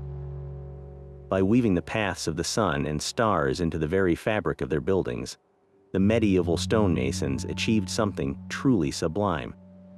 They ensured that their cathedrals would not be silent monuments, but active participants in a cosmic dialogue, marking the passage of days, seasons, and years with a silent, celestial grace that continues to inspire awe centuries after the last hammer fell silent. Yet after aligning stone with stars and tracing paths for pilgrims, we encounter a symbol that seems to whisper of a world even older than the cathedral itself. Carved into the shadows of capitals, peering from the wooden undersides of choir stalls, is a face that is at once familiar and deeply strange, the Green Man. This is no saint or angel, but a visage woven from the very fabric of the forest, a human face, often ancient and wise, with leaves and vines sprouting from its mouth, nose, and eyes, as if the spirit of nature itself is emerging from the stone. His presence in the most sacred spaces of Christianity presents a fascinating paradox, a silent question carved in oak and limestone that invites us to ponder the deepest secrets of the Masons who placed him there. At first glance, the Green Man feels like a relic out of time, a pre-Christian nature spirit who somehow found refuge within the walls of the church. His origins are indeed ancient, with similar foliate heads appearing in the art of Roman times, like the leaf-covered mask of the god Oceanus. In the old pagan beliefs of Europe, the spirit of the forest was a powerful force, representing the cycle of life, death, and rebirth that govern the natural world. So, how did this potent symbol of untamed nature become a fixture in a religion that often sought to transcend the material world? One compelling theory is a process known as syncretism, where the church, in its effort to convert pagan populations, would absorb and reinterpret local symbols, giving them a new Christian meaning. The green man could have been transformed from a wild forest deity into a symbol of the resurrection, or the eternal life, offered through Christ, the ultimate rebirth. In this reading, the leaves sprouting from the face are not a sign of pagan wildness, but a metaphor for spiritual renewal, a life force emerging from what was once inert stone, much like the soul awakening to God's grace. But there is another, more intriguing possibility that points directly to the secretive world of the stonemasons' guilds. What if the green man was not a symbol imposed by the church, but one quietly inserted by the craftsmen themselves? The masons spent their lives working with the very essence of the earth, stone, and wood materials that were once living parts of the natural world. They held a deep, practical reverence for the forces of nature, understanding its cycles, its strengths, and its beauty. It is not difficult to imagine that these men, who were often itinerant and less directly controlled by clerical authorities than the local population, might have preserved fragments of older, earth-centered beliefs. The green man could have been their secret tribute, a coded nod to an older understanding of the world that honored the divine not only in the heavens, but in every leaf and stone. Carving his image in a hidden corner was a way to silently acknowledge the sacredness of the creation they were working with, a belief that the cathedral itself was an extension of the living earth. To understand the green man fully, we must look at where he appears and, just as importantly, how he is depicted. He is rarely front and center on the main facade. Instead, he is a master of hiding in plain sight. You might find him high up on a roof boss, barely visible from the floor below, or tucked away on a misericord, the folding seat in the choir stalls that provided relief for monks during long services. In these semi-concealed locations, only the initiated, the clergy, and the craftsmen who built the space would regularly see him. His expression adds to the mystery. Sometimes he appears serene, almost at one with the foliage emerging from him. Other times, his face is contorted in a grimace, as if the force of nature is bursting forth with a power that is almost painful. This range suggests the masons saw multiple meanings in the symbol. He could represent the peaceful harmony of man and nature, or the terrifying, unstoppable fecundity of the natural world, a force that both creates and consumes. Ultimately, the true secret of the green man may lie not in choosing one interpretation over another, but in embracing the symbol's beautiful ambiguity.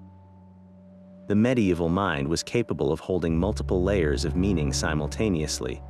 For a devout Christian, the green man could be a reminder of the Garden of Eden before the fall, or a symbol of the resurrection of the body. For a mason with one foot in the old world, he could be a protective spirit of the forest, ensuring the stability of the timber used in the roof.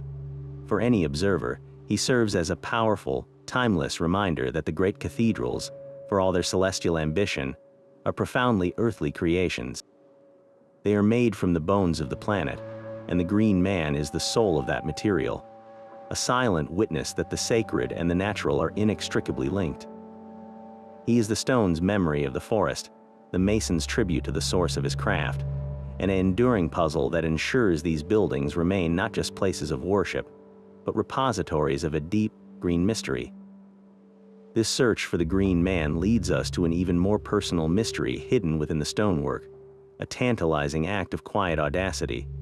While the gargoyles and saints stare out eternally for all to see, if you look even closer, in the most unexpected corners, you might just lock eyes with the master mason himself. In an age where most craftsmen were anonymous, their individual identities swallowed by the collective achievement of the guild, some masters seem to have taken a breathtakingly bold step. They may have carved their own likeness into the very cathedrals they helped create, a secret signature and a daring bid for a very personal form of immortality. Imagine the motivation. You have dedicated your entire life to a single project, a monumental effort that will outlive you by centuries. Your name is known only to the clerks who pay your wages and the brothers of your lodge. Yet your genius is etched into every soaring arch, every balanced vault. The desire to say, "I was here, I made this," must have been overwhelming, but to openly place a portrait of oneself on a house of God could be seen as the sin of pride, a vanity that diverted glory from the divine to the mortal. The solution: a hidden portrait, a face tucked away where only the most observant would ever find it, a silent nod from the artist to any future generation perceptive enough to discover his secret. One of the most famous and compelling examples of this can be found at Rosslyn Chapel in Scotland, a veritable encyclopedia of stone symbolism. Among its countless carvings is a figure often identified as the apprentice pillar. The legend tells of a master mason who traveled to see a magnificent pillar in a foreign land, intending to replicate it. While he was away, his young apprentice had a dream of the finished column and carved it himself. When the master returned, he was so consumed by jealousy at the perfection of his apprentice's work that he killed him in a fit of rage. While the story is likely folklore, the pillar is real, and at its base, gazing up at the intricate stonework, is a carved face believed to be that of the murdered apprentice, forever memorialized by his grieving father. Whether true or not, the story captures the powerful human desire to be remembered through one's craft, but we must also consider a more practical, though equally fascinating, possibility. Many of the portraits we find might not be literal self-portraits in the way an artist paints their own face. Instead, they could be what are known as donor portraits, sanctioned by the church. A wealthy bishop or noble who funded the construction might have his likeness carved into a capital or a boss as a rightful acknowledgement of his patronage. How, then, do we distinguish a patron from a craftsman? The clues are often in the details. A patron would likely be depicted in fine robes, perhaps holding a model of the church he financed, his expression one of pious devotion. A master mason, however, might be shown in a more humble, working-class tunic. The most telling clue of all is the tools. A face gazing out from the stone while holding a compass or a mason's square is almost certainly a proud craftsman declaring his role in the creation of this sacred space. This act of leaving a hidden signature was a delicate balancing act. It required immense skill to execute and even more courage to attempt. The master had to be confident that his addition was subtle enough not to be considered blasphemous, yet distinct enough to be recognizable to those in the know. He might place his face high up on a truss, looking down the nave as if overseeing his work for all eternity. Or he might tuck it into the intricate foliage of a capital, a half-smile playing on his lips, forever part of the stone tapestry. This was not an act of vanity in the modern sense, but a profound statement about the relationship between the human and the divine. The medieval mason believed that his skill was a God-given talent. By leaving his image in the cathedral, he was not stealing glory from God, but offering his own face as a testament to the divine creativity working through human hands. He was, in his own silent way, confirming that building a cathedral was a collaborative act between heaven and earth, and he was the humble yet essential instrument of that miracle. Yet the world these masons inhabited was not destined to last forever. The great age of cathedral building began to wane, and with the Renaissance and the Enlightenment, architectural styles shifted away from the Gothic. New materials and new ways of thinking diminished the central role of the stonemasons' guild. But rather than fading into obscurity, their traditions underwent a remarkable transformation, evolving from a practical craft into a system of moral philosophy. The tangible tools for building with stone became metaphorical tools for building a virtuous life, giving birth to what we now know as speculative Freemasonry. This transition began gradually in the 16th and 17th centuries. As large-scale stone construction projects became less common, the lodges faced a decline in membership. To survive, they started to welcome influential men from other professions, gentlemen, scholars, and merchants who were fascinated by the guild's ancient history, their aura of mystery, and their reputation for possessing esoteric wisdom. These new members were not operative masons. They did not work with stone. They were accepted, or speculative masons, admitted for their interest in the guild's philosophical and ethical teachings. The lodge was no longer a workshop, but a meeting room. The tracing floor, once used for architectural plans, became a symbol for drawing out one's own moral character. This was a profound shift. The focus moved from constructing physical buildings to constructing a better self and a better society. The core of this new Freemasonry was the allegorical reinterpretation of the stonemasons' tools. Every implement that had once been used to shape rough stone was now given a deeper moral meaning. The most central of these was the square and compasses. For the operative mason, the square ensured that a stone had perfectly right angles, making it true and stable. For the speculative mason, the square became a symbol of morality, of squaring one's actions with virtue and integrity. It reminded a member to act honestly and fairly in all his dealings with others. The compasses, used to draw circles and arcs, now represented the importance of circumscribing one's desires and keeping one's passions within due bounds.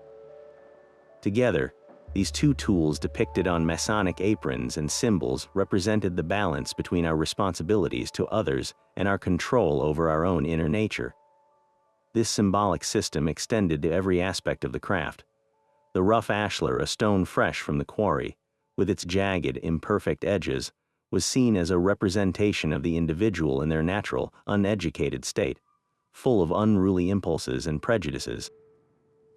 The smooth, perfectly shaped cubic ashlar, the finished product of the mason's labor, symbolized the idealized self. A person who, through education, self-discipline, and the lessons of the lodge, had become polished, virtuous, and capable of taking their rightful place in a stable society. The process of transformation was the important part. The chisel and mallet were no longer just tools for carving stone. They became the forces of reason and conscience, used to knock away the vices and imperfections of the rough ashlar to reveal the perfect form within. Even the layout of the lodge itself was imbued with this new allegorical meaning. While speculative lodges met in private rooms, they were symbolically oriented to represent the universe, just as the cathedral was. The lodge's dimensions were said to be east to west, north to south, and from the surface of the earth to the highest heavens, a cosmic framework for moral instruction. The three great pillars supporting the lodge were no longer stone columns, but were renamed wisdom, strength, and beauty, representing the qualities necessary for governing the lodge and, by extension, for living a balanced life. The checkered black and white floor, reminiscent of a tracing floor, symbolized the duality of human existence, the interplay of good and evil, light and darkness, through which every individual must navigate. This evolution was not merely a change in membership. It was a preservation of the guild's most profound values in a new guise. The medieval mason's strict code of conduct, his obligation to secrecy, his dedication to fellowship, and his belief in a divine geometric order were all translated into a philosophical system perfectly suited for the age of enlightenment. Freemasonry offered a non-dogmatic, fraternal space where men of different faiths and backgrounds could come together to discuss ideas of liberty, equality, and self-improvement, all under the umbrella of the stonemasons' ancient symbols.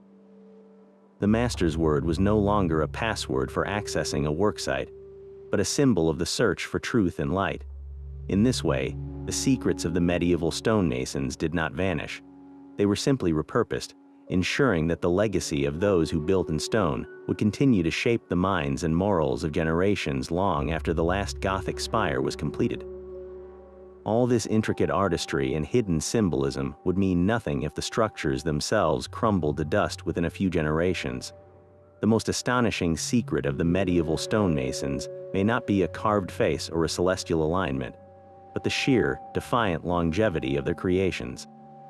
We are not talking about buildings that have lasted a few hundred years, but stone giants that have proudly withstood the relentless assault of time for nearly a millennium. They have borne the weight of centuries, shrugged off the fury of countless storms, and even remained standing through the tremors of earthquakes and the violence of wars. This endurance is not a happy accident. It is the direct result of an intuitive, profound understanding of physics, a genius for structural principles that modern engineering analysis is only now fully beginning to appreciate. At the heart of this resilience is a masterful strategy for managing the most fundamental force of all, gravity. The medieval mason thought of weight not as a single, crushing burden, but as a dynamic force that could be channeled, redirected, and tamed. We've already seen how the pointed arch, ribbed vault, and flying buttress work in concert to turn downward, thrust into a system of balanced counterforces. But the secret goes deeper than these visible elements. Consider the foundation. Unlike modern skyscrapers that anchor themselves deep into bedrock with concrete pilings, many cathedrals were built on what we would now consider precarious ground. The solution was not to fight the earth, but to collaborate with it. They constructed wide, shallow foundations, often a series of stepped stone platforms that distributed the building's immense weight over a larger area, like a person wearing snowshoes to avoid sinking into deep snow. This prevented uneven settling that could have caused catastrophic cracking from the very start. Perhaps even more counterintuitive is the stonemasons' use of what we would now call controlled imperfection. A modern engineer, armed with laser levels and computer models, strives for absolute perfection, perfectly horizontal floors, perfectly vertical walls. The medieval master, however, understood that a building is a living entity. It needs to breathe, to flex, to settle over time. If you build something too rigid, the slightest shift in the ground or a strong gust of wind against its vast surface can create stresses with nowhere to go, leading to a sudden, brittle failure. Their solution was to introduce slight, intentional deviations. A wall might be built with a gentle, almost imperceptible curve outward, a technique known as entases, which actually makes it more stable against lateral forces. Columns might lean inward just a fraction of a degree, anticipating the settling that would occur over decades, so that they would eventually settle into a true vertical.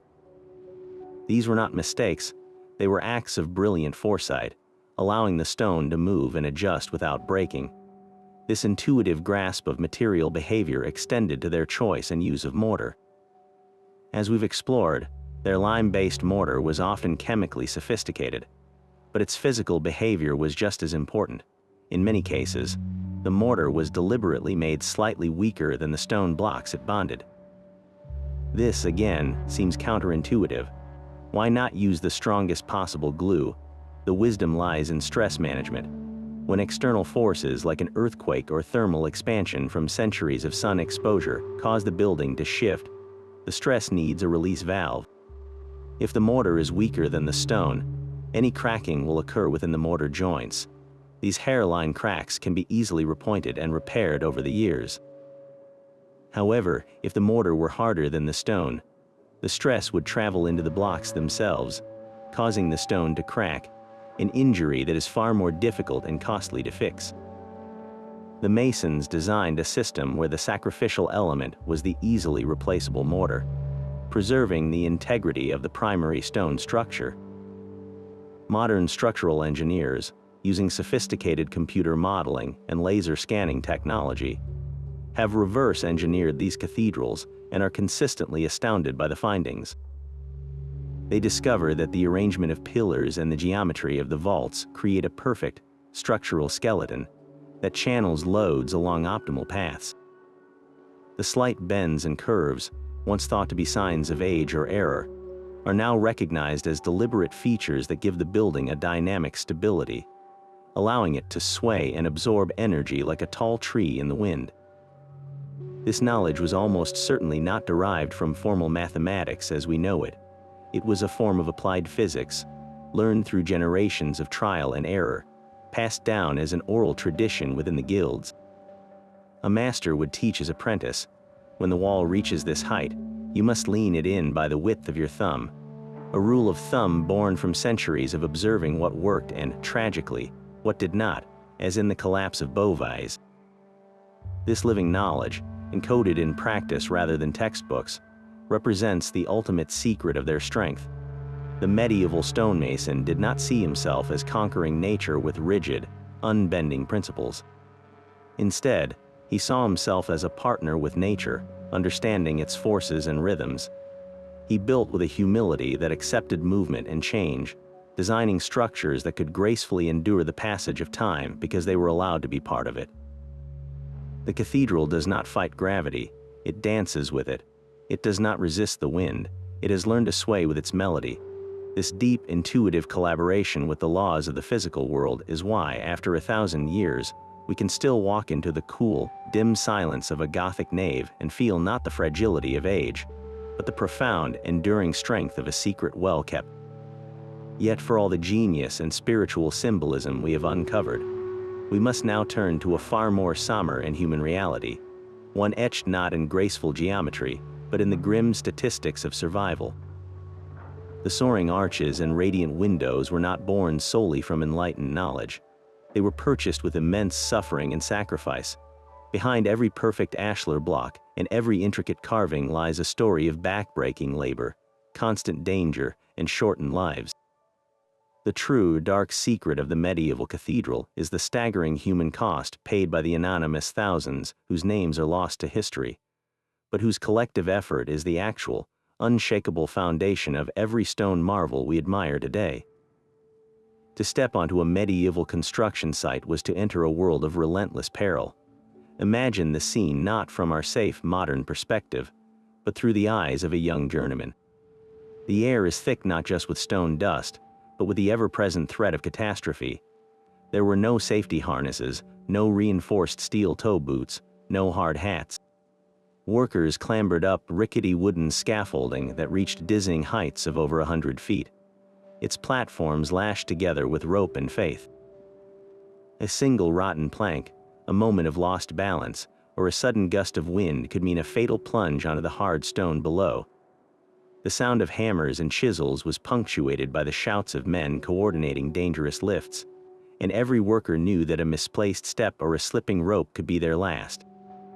Death was a constant companion, an accepted risk in the pursuit of raising a monument to God. The dangers were not limited to falls. The very process of working with stone was fraught with hazard. Shaping rock with metal tools sent sharp chips flying like shrapnel, a constant threat to unprotected eyes. The lime used for mortar was highly caustic. When mixed with water, it could cause severe chemical burns, and its fine dust, inhaled over years, could lead to chronic lung disease. The sheer physical strain of maneuvering multi-ton blocks using primitive cranes and winches placed tremendous stress on the body. A fraying rope snapping under tension could whip back with lethal force, and a capstan handle breaking free could crush a man in an instant. The records that have survived from cathedral building funds often include small payments for medical care for injured workers, or more tragically, alms for the widows and children of those who died on the job. These were not rare occurrences. They were the grim arithmetic of medieval industry. Beyond the sudden accidents was the slow, grinding toll of the labor itself. A stonemason's workday began at sunrise and ended at sunset, a schedule that meant exhausting 16-hour days during the summer months. The work was physically brutal. Quarrymen swung heavy hammers all day, fighting to free stone from the earth. Laborers hauled materials in a constant, muscle-straining cycle. Even the skilled masters spent their lives in a stoop position, hammering and carving, their joints and spines gradually worn down by decades of repetitive motion. The diet was often meager and monotonous, providing just enough energy to sustain the relentless pace. Life expectancy for these workers was undoubtedly short. While a master mason who survived the perils of the worksite might live into his 50s, the average laborer, exposed to constant danger, injury, and physical depletion, was unlikely to see old age. Theirs was a life spent in service to a vision whose completion most of them would never witness. This reality forces us to confront a difficult duality in our admiration. We rightly marvel at the architectural achievement, but we must also honor the sacrifice. The cathedral stands as a testament to human spirit and devotion, yet it is also a memorial to anonymous suffering. The names of the architects are sometimes recorded, but the names of the men who fell from the scaffolding, or who were crushed by a falling stone, are almost entirely lost. They are the true forgotten heroes. When we look at a cathedral, we are not just looking at a masterpiece of design. We are looking at the accumulated labor of generations of workers who literally poured their life's energy into the stone. Every block was touched by hands that ached. Every surface was shaped by skill born of necessity, and the entire structure is infused with their collective effort. This sobering truth does not diminish the glory of these buildings. Instead, It adds a profound layer of depth to our understanding. The cathedral is not merely a symbol of divine perfection, but a profoundly human creation, embodying both our highest aspirations and our most basic struggles. It represents the tension between a glorious, transcendent goal and the harsh, earthly reality required to achieve it. To fully appreciate these stone giants, we must hold both truths in our minds simultaneously: the brilliance of the geometric mind and the resilience of the calloused hand. The next time you stand in the awe-inspiring silence of a Gothic nave, remember to listen for the echoes not just of prayers and chants, but of the countless hammers, the groaning ropes, and the quiet courage of the anonymous thousands whose legacy is the very stone beneath your feet. Even with our deep appreciation for their structural genius and symbolic language, some accomplishments of the medieval stonemasons remain stubbornly out of reach, their methods lost to the silence of the centuries. Modern engineers can analyze the forces at play in a flying buttress with laser precision, and historians can interpret the meaning of a mason's mark, but there are tangible aspects of their work that defy our attempts at replication. These are not grand philosophical concepts, but physical, material secrets, the kind of hands-on workshop knowledge that was passed down through demonstration and never written in a book. They are the ultimate testament to a craft so refined that some of its highest achievements simply vanished when the last practitioner laid down his tools. Consider the mysterious case of Purbeck marble. This wasn't a true marble in the geological sense, but a highly polished, dense limestone quarried from the Isle of Purbeck in England. Its deep gray-green color and ability to take a brilliant polish made it immensely popular for elegant columns, intricate tomb effigies, and decorative trim in cathedrals like Canterbury and Salisbury. The mystery lies not in the material itself, which we can still quarry, but in the final, breathtaking finish they achieved. On some of the finest medieval examples, the surface of the Purbeck marble possesses an almost glass-like mirror polish that is incredibly deep and durable. Modern stonemasons and conservators have tried for years to replicate this finish using traditional methods, rubbing with progressively finer abrasives like sand, chalk, and even felt. But the result is always different. Our best efforts produce a beautiful sheen, but it lacks the incredible depth and liquid quality of the original. It's as if the surface has been fused into something harder and more perfect. So what was their secret? The leading theory points to a lost process involving a final stage of heat treatment. The idea is that after the laborious hand polishing was complete, the mason would apply a specific type of wax or natural resin to the stone. Then, using carefully controlled heat from a source like a hot iron or a bed of hot coals held at a precise distance, he would gently warm the surface. This heat would cause the wax to melt and be driven deep into the microscopic pores of the stone. As it cooled and hardened, it would effectively create a thin, incredibly hard, and transparent coating that filled the tiniest imperfections, resulting in that legendary reflective glow. The secret would have been in the EXCT Chinese letter of the wax or resin, the precise temperature applied, and the skill to do it evenly without causing thermal shock and cracking the stone. This was not a step you would find in a manual. It was a trick of the trade, a jealously guarded piece of alchemy that died with the masters who knew it.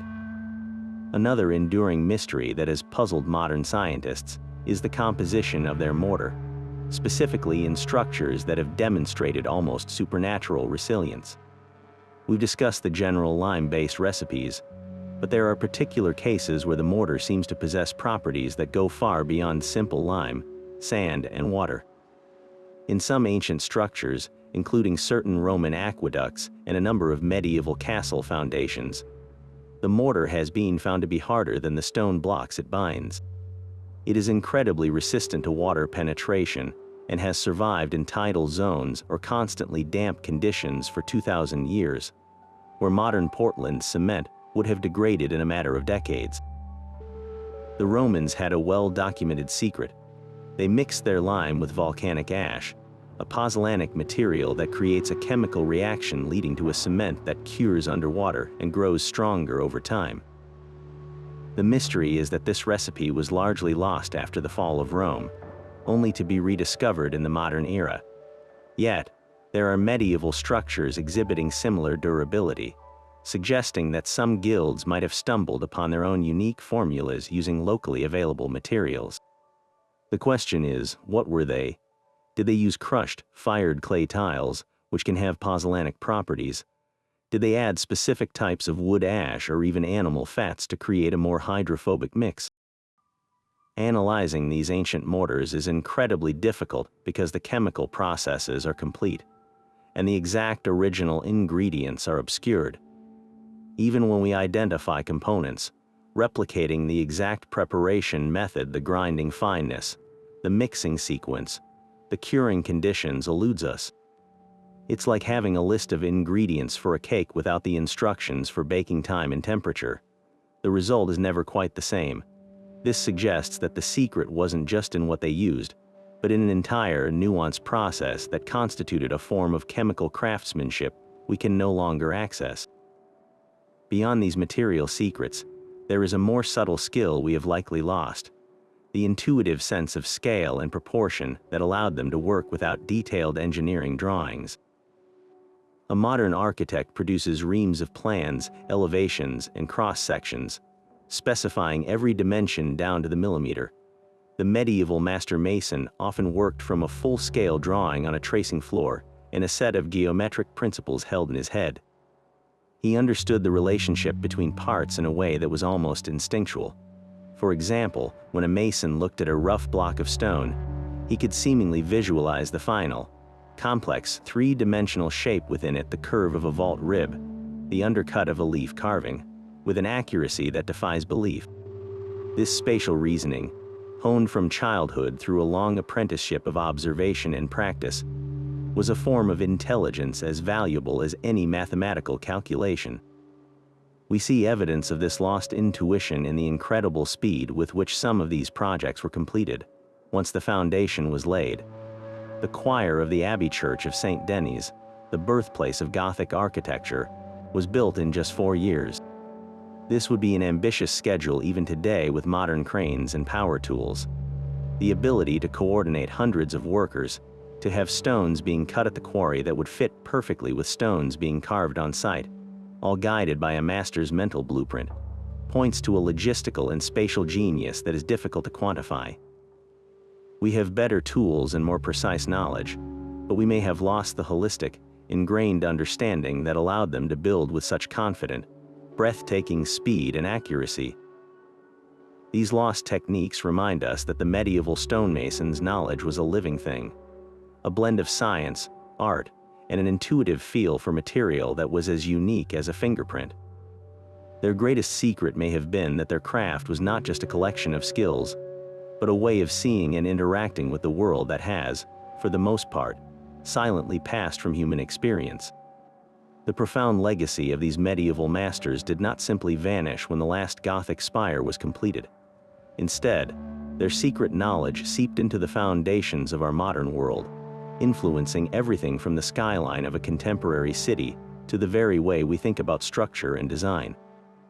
While the great cathedral worksites eventually fell silent, the intellectual and philosophical tools forged there found new life, proving that the most durable material the stonemasons worked with was not stone, but ideas. We can see their most direct inheritance in the very principles of modern structural engineering. The medieval masons' intuitive understanding of load distribution, thrust, and counterforce was, in essence, a practical form of physics. Today's engineers express these same forces through complex mathematical equations and computer models, but the fundamental wisdom remains unchanged. Consider the soaring, delicate arches of a modern suspension bridge. The elegant curve of its main cable is a direct conceptual descendant of the Gothic pointed arch, channeling immense weight along a graceful, efficient path. The massive anchorages at either end of the bridge that hold those cables taut. They are the spiritual successors to the flying buttress, monumental counterweights that resist the powerful outward pull, just as the buttress pier did for the cathedral vault. Even the skeletal steel frameworks of skyscrapers, which allow them to reach impossible heights, echo the medieval genius for creating an internal skeleton that bears the load, freeing the exterior walls to become vast curtains of glass, a direct parallel to the way Gothic walls were liberated to become windows. The tools have changed from compass and chisel to CAD software and steel I-beams, but the underlying geometric and structural logic, the secret language of force and form, is a direct bequest from the master masons. This influence extends beyond pure engineering into the very philosophy of architectural design. The medieval belief in sacred geometry, that certain proportions and shapes reflect a universal harmony, has experienced a powerful resurgence. The term golden ratio, or divine proportion, is now a well-known concept in design circles, used by everyone from architects to graphic designers to product creators. While a modern architect may not believe they are building a mirror of heaven, they understand that designs based on these ancient ratios are instinctively perceived as more beautiful, balanced, and pleasing to the human eye. The spiral of a nautilus shell, so revered by the medievals for its perfect proportions, is now studied as an example of fractal geometry in nature, and its principles are applied in everything from the layout of a building's floor plan to the design of a speaker. The stonemasons' conviction that mathematical truth was the path to aesthetic perfection has become a fundamental tenet of good design, a hidden thread connecting the rose window of Charters to the sleek logo on a smartphone. Perhaps the most fascinating and enigmatic echo of the stonemasons' world is the enduring presence of Freemasonry. As we explored, this fraternal organization evolved from the operative stonemasons' guilds into a speculative society focused on moral and philosophical development. The symbols of the craft, the square and compasses, the rough and smooth ashlars, the pillars of wisdom and strength were repurposed as allegorical tools for building a virtuous life. The legacy of this transformation is profound. During the Enlightenment, Freemasonry became a crucible for new ideas about liberty, equality, and fraternity. Many of the founding fathers of the United States, including George Washington and Benjamin Franklin, were prominent Freemasons, and the symbolic language of the craft can be found subtly embedded in the iconography of the nation, from the all-seeing eye on the dollar bill to the design of Washington, D.C. itself.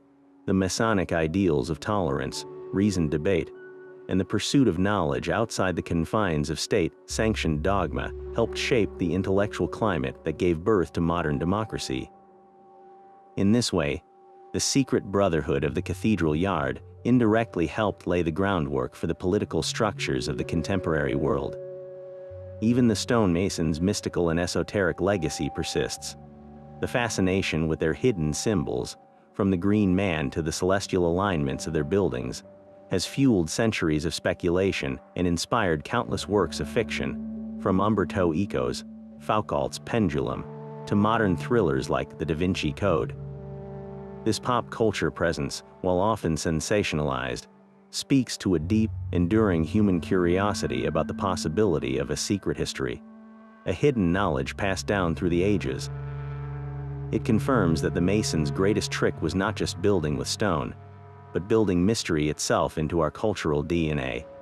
Their silent symbols continue to ask questions, inviting us to look closer, to question the official narrative, and to wonder if the world holds deeper patterns than are immediately apparent. This legacy is not one of bricks and mortar, but of perpetual curiosity, a testament to the power of a secret kept just well enough to never be entirely forgotten. The medieval stonemasons, in the end, built more than cathedrals. They constructed a labyrinth of meaning that we are still navigating today, their whispered secrets echoing in our steel, our symbols, and our endless search for order in the universe. So the next time you find yourself standing in the shadow of a great cathedral, or tracing the worn stones of a medieval castle wall with your fingertips, remember that you are not just looking at a historical monument. You are standing before a library, but this is a library whose books are written in a language of stone and light, of geometry and gravity. The pages are the very walls, the chapters are the arches and the vaults, and the authors are the thousands of anonymous hands who chose to speak not with words, but with their craft. Their legacy is far more than an architectural style. It is a permanent invitation to decode a mystery, to listen for the echoes of a conversation that has been ongoing for 1,000 years. What were they trying to tell us? Perhaps the message is as multifaceted as a rose window. On one level, it is a testament to the enduring power of human collaboration. These cathedrals were not the product of a single genius but of a brotherhood, a collective endeavor that spanned generations. They teach us that the most audacious dreams are achieved not in isolation, but through shared knowledge, mutual respect, and a common purpose that transcends any single lifetime. It is a lesson in patience and perspective that feels profoundly relevant in our own fast-paced world. On another level, their work is a powerful argument for the unity of disciplines that we so often keep separate today. For the medieval Mason, there was no clear line between science and art, between engineering and faith, between the physical and the spiritual. The compass that drew a perfect circle was a tool for both structural integrity and spiritual contemplation. This holistic worldview, where every action was imbued with deeper meaning, challenges our modern compartmentalization. It suggests that true genius lies in seeing the connections between things, in understanding that beauty and strength, logic and spirit, are not opposites but partners in creation. And finally, these silent stones speak to the very human desire to reach for something greater than ourselves. Whether you interpret that as a reach for God, for enlightenment, or simply for a legacy that outlasts the brief span of a human life, the impulse is the same. The staggering height of the nave, the ethereal quality of the stained glass light, the intricate carvings pointing skyward, all of it is a physical manifestation of aspiration. It is a bold declaration that we are not meant to be earthbound, that our hands and minds can collaborate to build bridges to the sublime. The true secret, then, might not be a hidden formula for mortar or a lost geometric trick. The ultimate secret of the medieval stonemasons is that they have left us with a question, not an answer. They have given us a permanent puzzle that asks each generation to reconsider the relationship between humanity and its highest ideals. They invite us to look closer, to think deeper, and to remember that the most enduring structures are built not just with stone, but with meaning. Their whispers are still there, waiting in the stone, for anyone